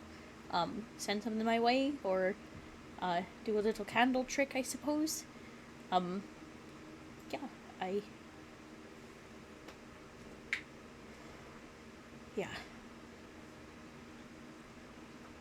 You leave this offering of a coin. You say your piece. I think, Kyra, you feel the um you feel the bow on your back get cold, and several of the candles that are lit here and tended in this graveyard, the smoke rising from them very briefly, it's as if there's no wind at all, and they all just a straight line up into the air before that normal swirl that you're used to returns. You're not sure what it means, but perhaps you're being wished good luck.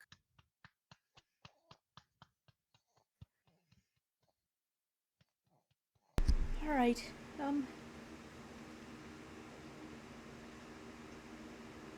Yeah.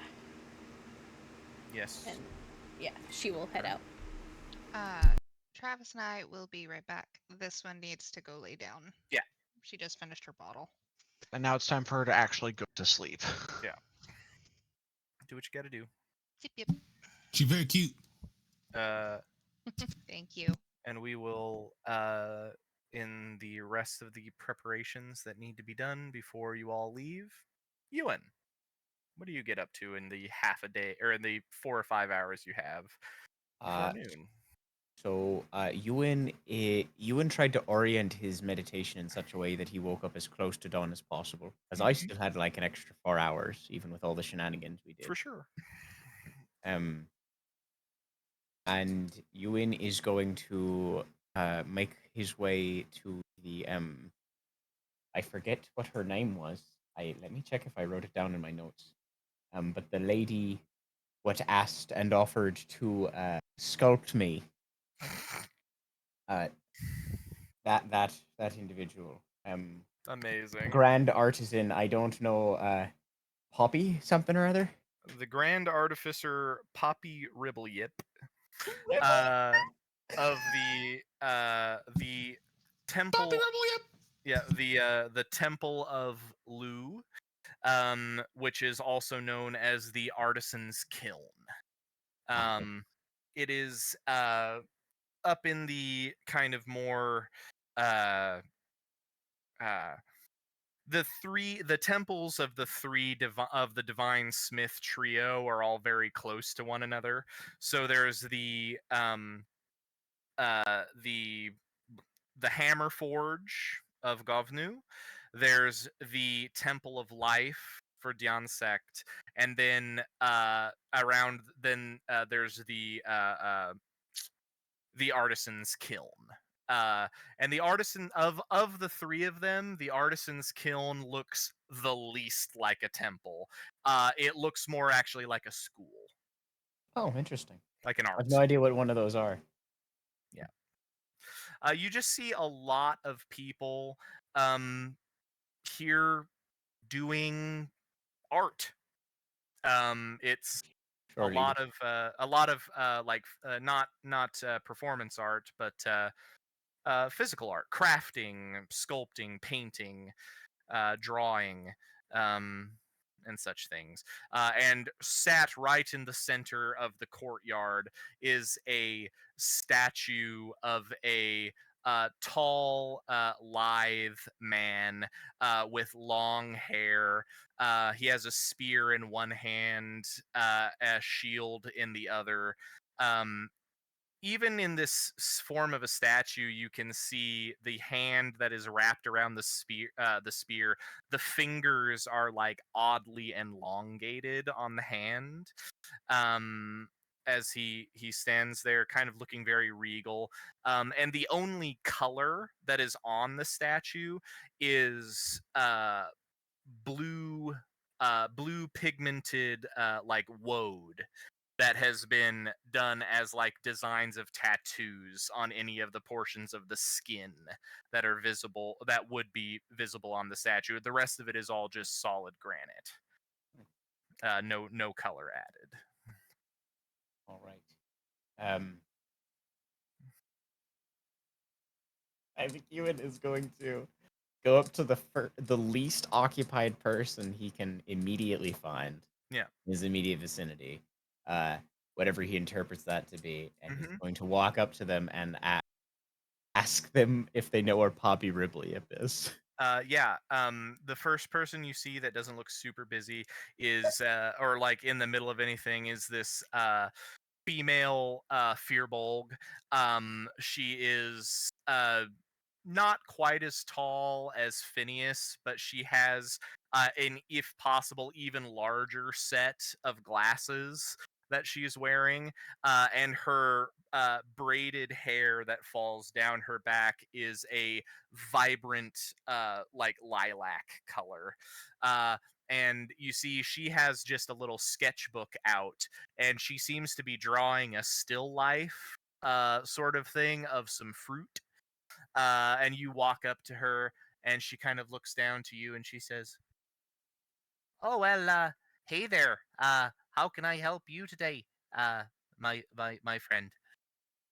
I was hoping you could direct me to where this place is very large. I'm looking for Poppy Ripley. Oh, you're looking for the Grand Artisan. Yeah, her. She should be around here somewhere. Appearing right next to the two of you, a familiar, short gnomish figure with this kind of elaborately carved mask appears, does not acknowledge you, Ewan, looks up at this Firbolg and says, Now, Mitzi, you have to get back to your work, otherwise you'll never finish. You need to progress past still lifes. It has been 3 years. It's been nothing but still lifes. You must advance quickly." Mitzi says, of course. I'll get back to work." And she looks at you and says, "She's right there," and goes back to what she's doing. Well, that seems to have worked out in my favor. I Miss Poppy. I have to. Belay. Ah, yes.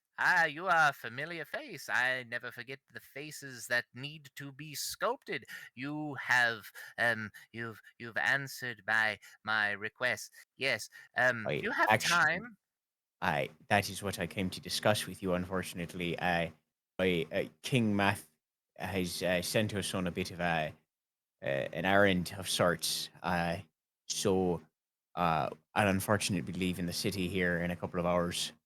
So I just Mm. wanted to come inform you of that and say I'll have to lay our sculpting, or I don't really know how that all works, You but see, she looking up at you, she just says, "Ah, Yes, of course. Always the good ones. They have to go off on adventures where they're going to ruin their physical forms. Do you have time? If we do have time to sit for do a sitting, do you have time if I for me to take some measurements and dimensions? I don't see why not. I bought the Wonderful. rations I needed for the journey on the way up here. Wonderful, wonderful.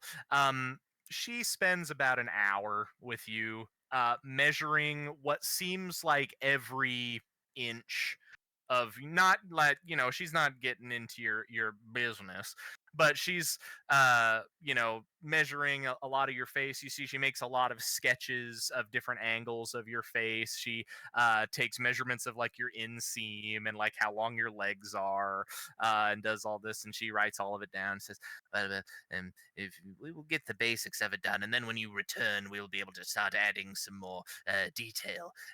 This is fine.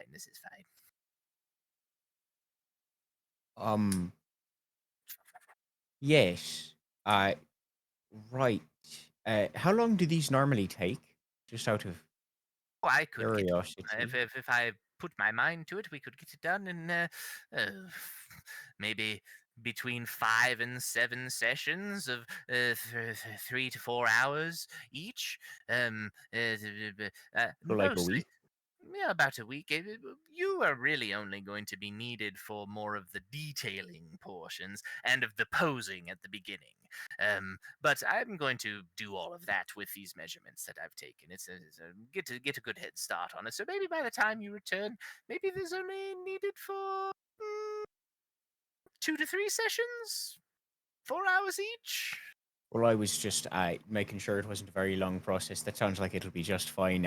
All of my worries are belated. Thank you so much. Wonderful, wonderful. Well, don't go getting your head chopped off. It's not good for the sculpture. I can make it work, but it's not good for it. It doesn't. It won't be as good. It won't be as good. All right. I'll do my best to keep my head attached to my body. Wonderful, wonderful. Mm, uh, well, I have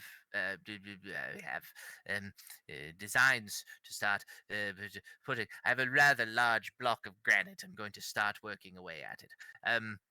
Yes, don't die. Have a good one. And she just You walks too. away. All right. She walks about 30 feet away while like sketching in her book. Misty steps and appears next to another group of students without the sketchbook in her hands, and just starts like admonishing them for talking amongst themselves instead of doing their work. How incredibly bizarre. No, that's all the preparatories I had for this morning that don't involve other party members. So I'll wait till we reconvene. Okay.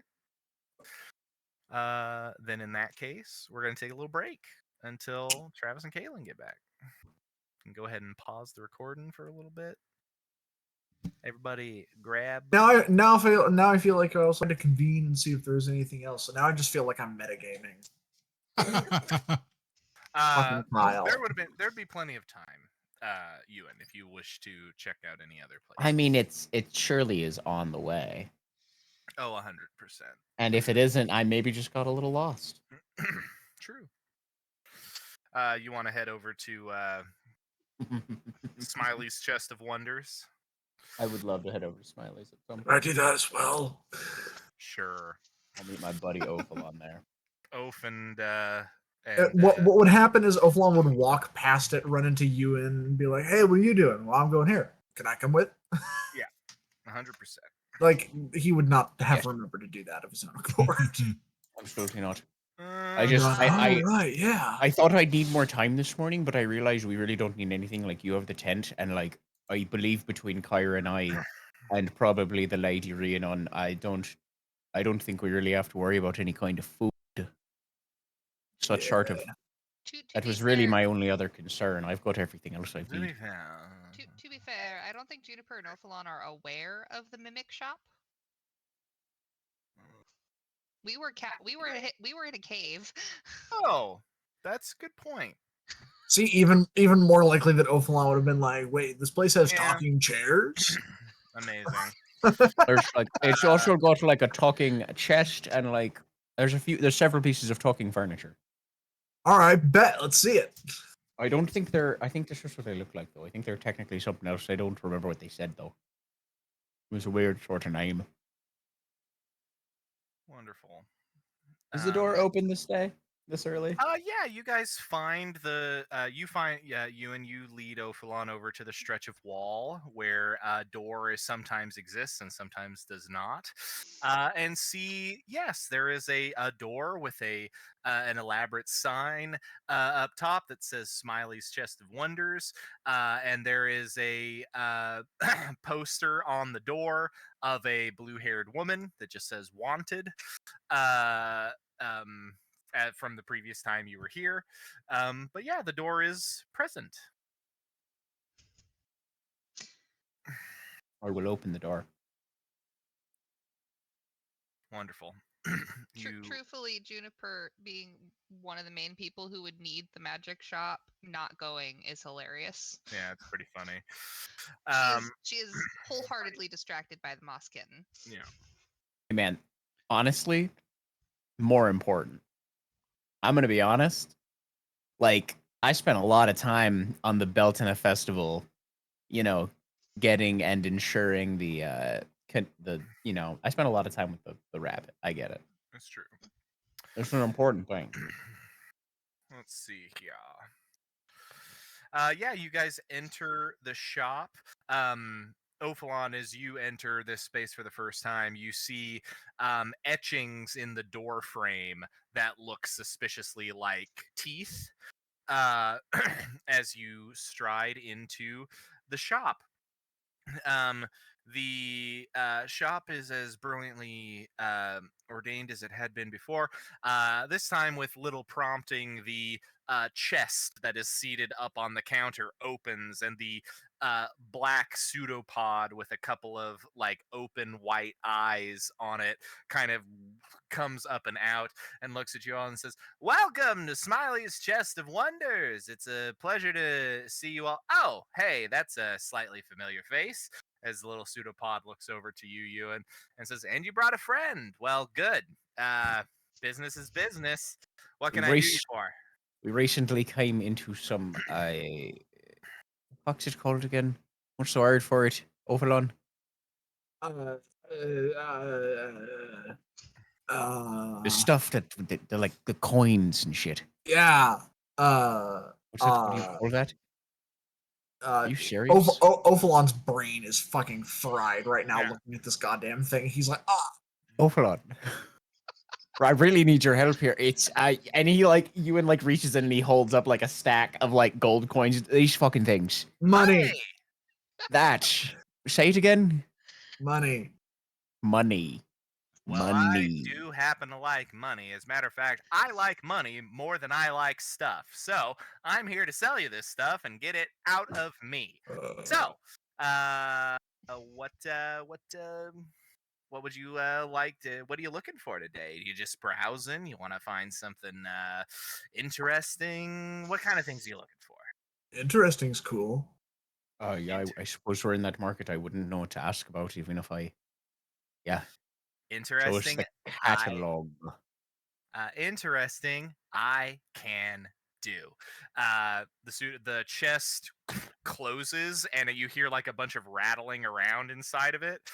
It opens back up. The pseudopod comes back out, and it holds in its hands a hollow metal tube measuring about 1 foot or so long. It's got like a link with a chain in it that has a little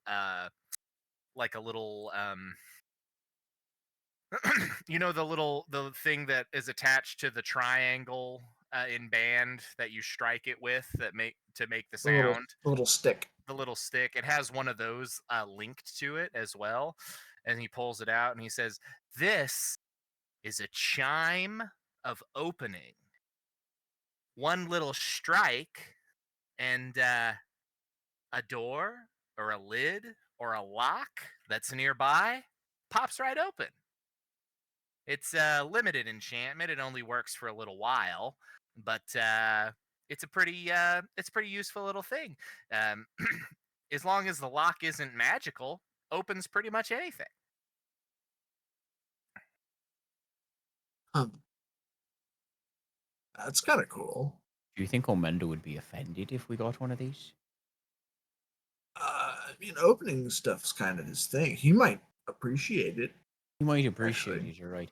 Do you have Do your she wasn't taking shite. Do you have anything that's like because you know this place is all about sort of what Juniper's about. So maybe we should kind of see if there's nothing she might be. Not that this isn't fantastic, Smiley, and it's might. Can we put? Is there like a maybe pile? Yeah, of course. And you see, he just kind of sets it on the counter. Amazing. Getting Calcifer energy from him. A little bit. Oh, A big little bit. Calcifer energy. Yeah. Big Calcifer. That is what I was imagining. Um, a, do you got anything for a sort of a studious sort of person that's a bit less inclined towards violence, maybe? A little less inclined toward vines. Not really her favorite thing. It's my favorite thing. Well, maybe not favorite, but it's up there. It's certainly not hers, though, is the point. Are we talking like Not somebody like that's more like a magic-y person, or yeah, like, what are we looking that for? second one. Very much like that. She sort of I don't know, she's got like a very present personality, if that makes sense. Something for those sorts of people. Okay, interesting. Let me see. And the chest closes again, and you hear more rustling around inside. Um, it opens back up, and Smiley comes back out with a set of bracers. And he just kind of sets those down. Looking at the bracers, you see this kind of arcane scripting that runs up them, and he says, "Now these are very rare. These are, as far as I'm aware, these are called bracers of the illusionist, or something like that. They let people that are good with magic kind of, you know, do more with their smallest bits of magic. So, like you could make like two illusions at the same time, or you could light two things up at once, or it's pretty useful. It's pretty useful. You know, I think that does sound like that's right up her alley. That sounds. What's the price on that one? Price.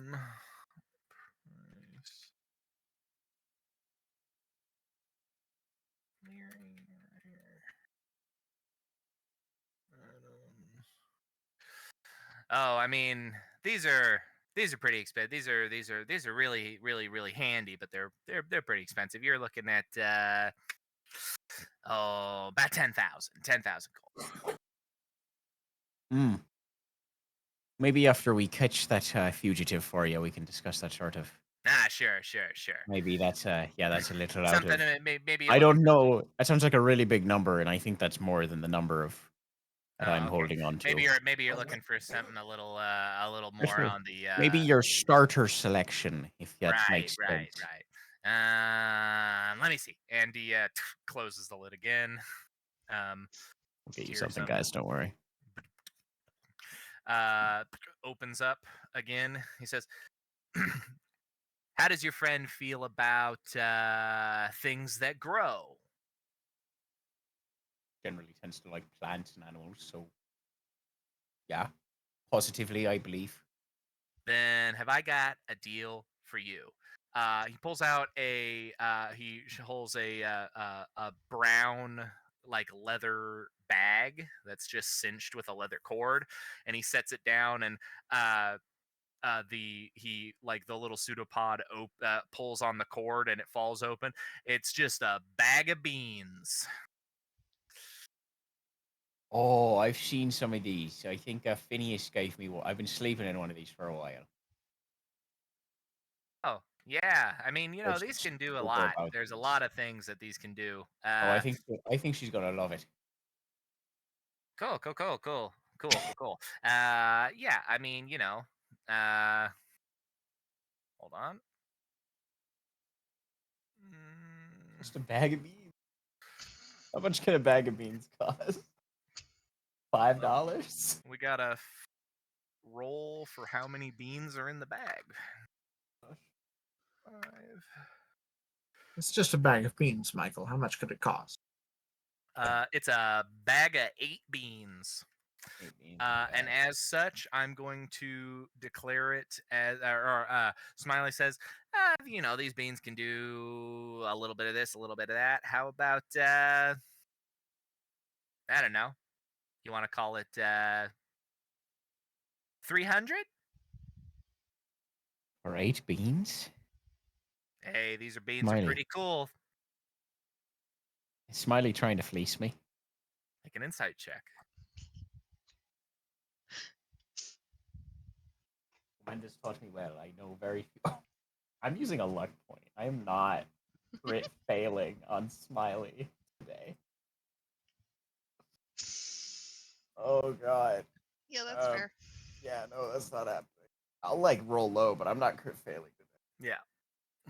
Oh, I won't roll low actually. I'll roll really high. 24.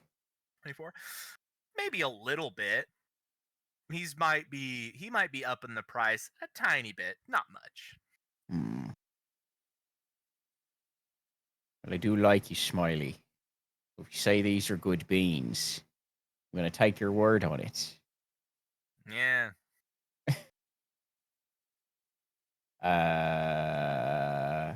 300 for the beans. Yeah, Ewan has no concept of money. Yeah, sure, yeah, 100%. 300 for the beans. Yeah.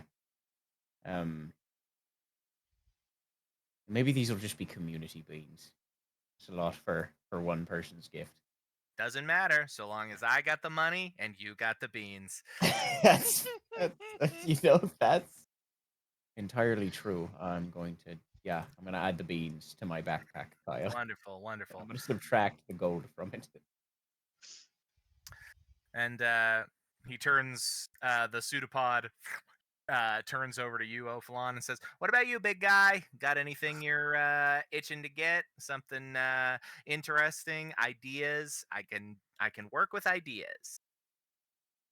What do you have for, let's say, no more than 100 gold for a fellow who likes to get into a scrap? Interesting. Pearson likes to get Something flashy, a little bit of razzmatazz. So you want razzmatazz for 100 gold. That's all I got. Or less than. Yeah. Okay. Hold on. Chest closes. No. No. No. Let's see. This is gonna take him a couple of minutes here. Boop.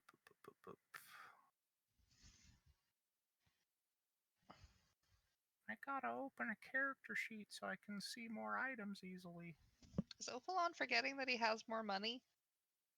Ophalon gave most of his money to the. Ophalon gave 350 gold to a fucking temple that he's gone to like 5 times. Yeah. To be fair, we've only been here he doesn't 8 usually. weeks, yeah. He doesn't usually need money. That's true. I figured he'd just pass it on. Gold to the temple, and how much money did he spend on that giant bag of jerky? That was a while ago. Weapons. He only had 7 gold left after that, though. Let's see. He does also have 5 platinum. That's true. To be Which fair. is 50 gold or 500 gold? No, That'd be 50. Call it 150 there, Smiley. Sorry. I'm bad with numbers. Oh man, I gotta resort the piles. Hold on. I'm gonna go back inside. I like Smiley. He's a fun little feller. I had a lot of fun making Smiley. Also for energy. Guys, I just want you to know these community beans, they've got some interesting properties. You got a bag of beans. I've got a bag of some interesting beans. kind of fun stuff could I? Cloakofbillowing.jpg. Cloakofbillowing.jpg. I thought the Um, moment he said 100 gold, that's all I got. I'm like, cloakofbillowing.jpg. Everybody has a cloak of billowing. Let's see. Let's see. Hold on, I can make you cloak of billowing. I don't know how, but like I could maybe theoretically do it. You Not see, at all. uh, the chest opens back up, and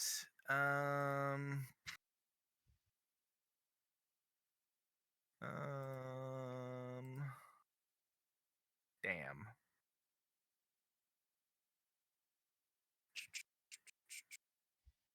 Well, that doesn't sound good. Right? No, it opens back up, and Smiley says, "Now, what do you say in a scrap? Would you say that you are? How would you feel about something that allowed you to have a little more help from maybe another source during a scrap, like an extra person on the battlefield?" I'm not against a little bit of backup. All right. Well, I got this for you. And he pulls out 4 gems. He pulls out a blue sapphire, an emerald, a red corundum, almost like a ruby, and then a yellowed diamond, and sets each one on there in front of you. 150 gold for any one of these. And it's one use only. But if you find yourself in a tricky situation, you can have the forces of the elements themselves rise from the land to give you assistance. Hmm. So I assume these gems summon elementals then. Yeah. Okay. So the diamond is an earth elemental. The ruby is a fire. The emerald is a water, and the sapphire is an air elemental. Hmm. I got other stuff too, but I thought maybe we'd offer these first. Give me a secondary option and I will consider it. Okay. Be right back. You know, Travis, I don't know if you've done it on purpose, but Ophalon really talks like somebody who's not a native giant speaker. Like, I feel like the way he speaks is like I don't know. He very much gives off the vibe of like, yo, dog, this is not my first language. I sound way smarter in my native tongue, I promise. Well, it's a little bit of Kel from Kenan and Kel, Yeah. and a little bit of Christopher Titus when he's doing his younger self, where he's just like, "Whoa, that's like 2 jobs." To be fair, Ophalon's first language is probably Sylvan. Yeah, um, like the rest of the satyrs. yeah. The chest just opens a crack, and you just hear Smiley's voice from inside. How you doing on the armor front there, bud? Well, I just got this snazzy silver gauntlet, and I got some pretty good scale mail. Scale mail? Got anything that could like make it better, or maybe something for my sword here?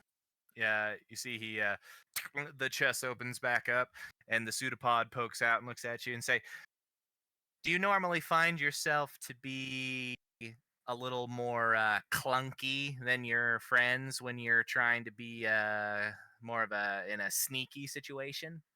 Yeah, I'd say it's not that it's bulky, but like Okay, I've got a deal for you. When they Then, crashed on the island, I heard him land. so That's how I found him. if you toss in that 150 gold that you got, and if you give me the armor that you're currently wearing, I have, and he pulls out a set of scale mail that you see has this kind of um, silverish tint to it. And looking it over, it kind of glints almost with like starlight or moonlight. And he says, "This is similar to the kind of stuff that you're already wearing, but it's made out of mithril. You find yourself a little more. It's a little lighter. It doesn't make quite as much noise, and you know, you'll be at the very least." Capable of being sneaky if you try, you know? Ophalon looking at it like Abu in the Cave of Wonders. Yeah. Yeah. You know what? You got yourself a deal. I'll take the armor. Cool. If you need to change, Maurice, open up, and you see a whole wardrobe on the back wall just opens up, and you see teeth on the inside of the doors as it just gives this massive maw. And I think it's at this point, Ophalon, that you realize, oh, there's a lot of mimics in here. Ophalon looks at takes the armor from Smiley after he gives him the money and says, "That thing eats me. I want my money back." Nah, we only eat people that steal from us. Just don't steal anything. You'll be good. I promise. He tries to do this, but he's not sure where to point, so he just Yeah, totally just like a just a single point. Yeah. I see what you're going for. I understand. The giant wardrobe, Maurice, opens up, and you just hear this kind of low, grumbling voice say, "Please step into my mouth." I don't know how to feel about that, but okay. Quickly, easily, you get changed. 150 gold. Trade in your old armor. You have yourself a set of mithril scale mail. Already added and equipped. And Ophalon steps out. I feel sullied and unusual. yeah. Smiley says, "Well, if I've cleared you guys out of your money, there is still the matter of," and he points, or his little pseudopod self at the chime on the table. He says, "You guys have spent some money. What do you say you got? I'll knock the price down. 25 gold for the chime, because I like you." Well, that's mighty tempting, but I actually did have a little question for you, Smiley. Sure. Got any other bags of interesting things? Bags of interesting things. I don't know. You had a bag of beans, and I can smell the magic on these beans. There's a lot of situations going on there. I don't know. Let's see. What Let's see. other bags of stuff? Is it an assortment? There's all kinds of bags of stuff. Hold on. The only other thing I got going for in bags is this one, and he pulls out a simple little pouch, kind of a red pouch with a cinch top on it. He pulls it out and he says, "As far as I know, it doesn't have anything in it, but you can put a lot in it if you need to." It's just a real big pouch on the inside. It's a bag of putting as much stuff in as you want to try to put into it. Bag of holding. Yeah, that's it. Holding. Bag of holding. He just slaps it with his pseudopod self and he says, "You can fit so much stuff in this thing.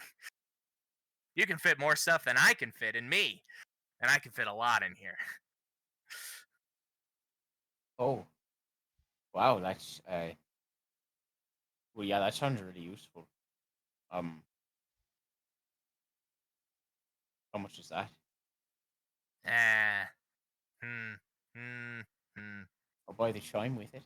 You buy the chime with it. 125 gold.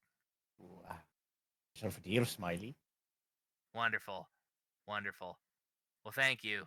Thank you all. And make sure to tell all your friends about, that have coin, of course, about Smiley's Chest of Wonders.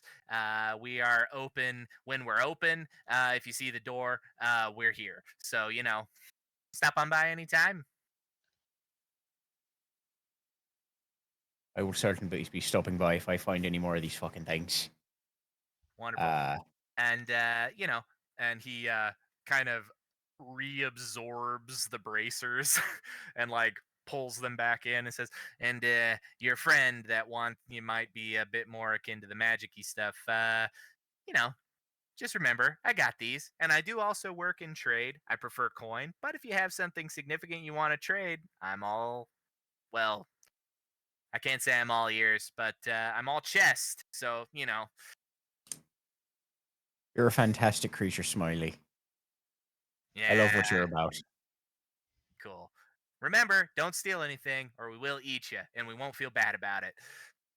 And he just slurps back in, and the chest closes. Right, I didn't try to steal nothing, so I just walk out at ease with my life. You hear Maurice in the back say, "Come again soon."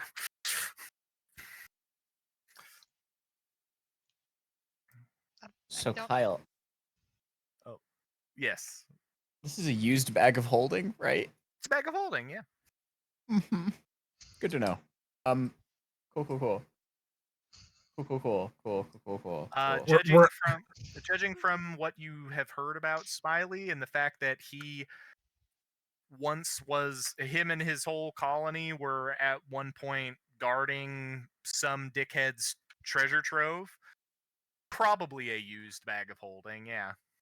Right. So, for important for Ewan to know. So, if anybody who happens to know more about bags of holding asks about it, then I can answer some questions for them.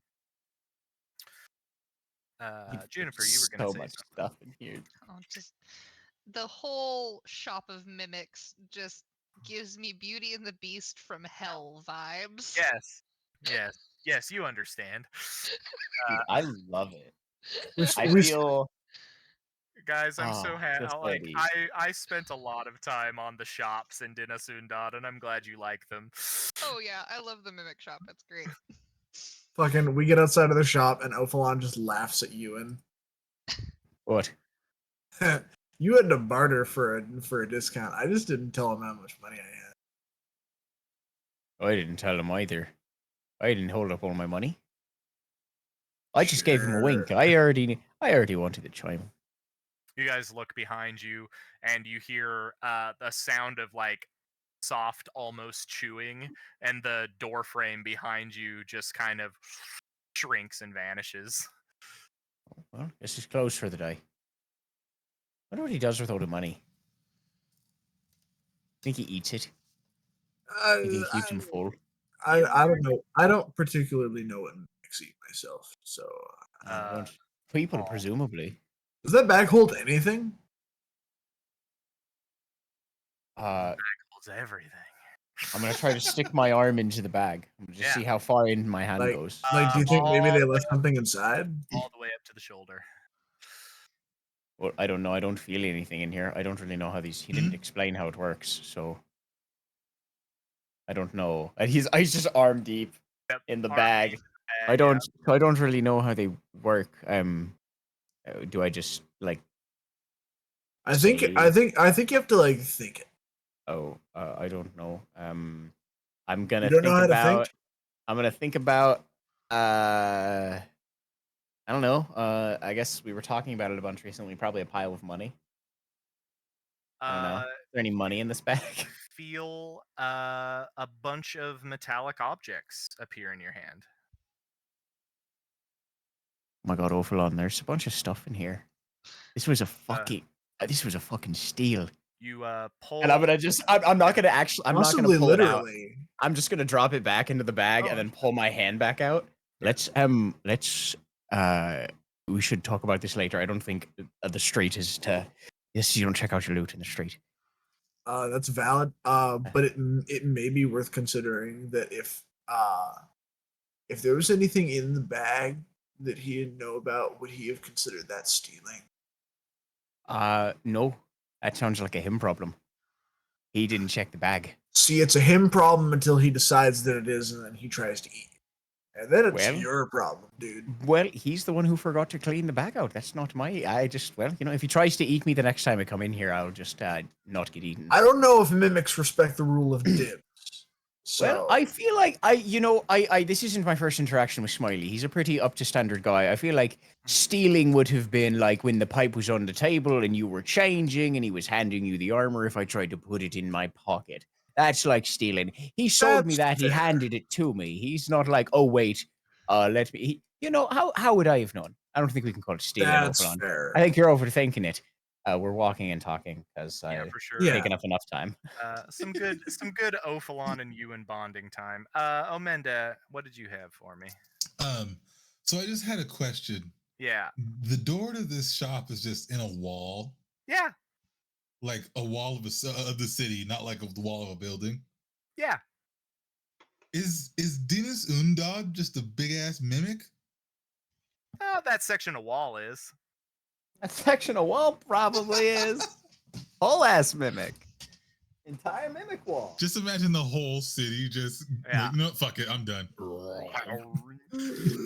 No. Cataclysmic. Weirdly, I don't plan on using any for you unless you attempt to steal from Smiley.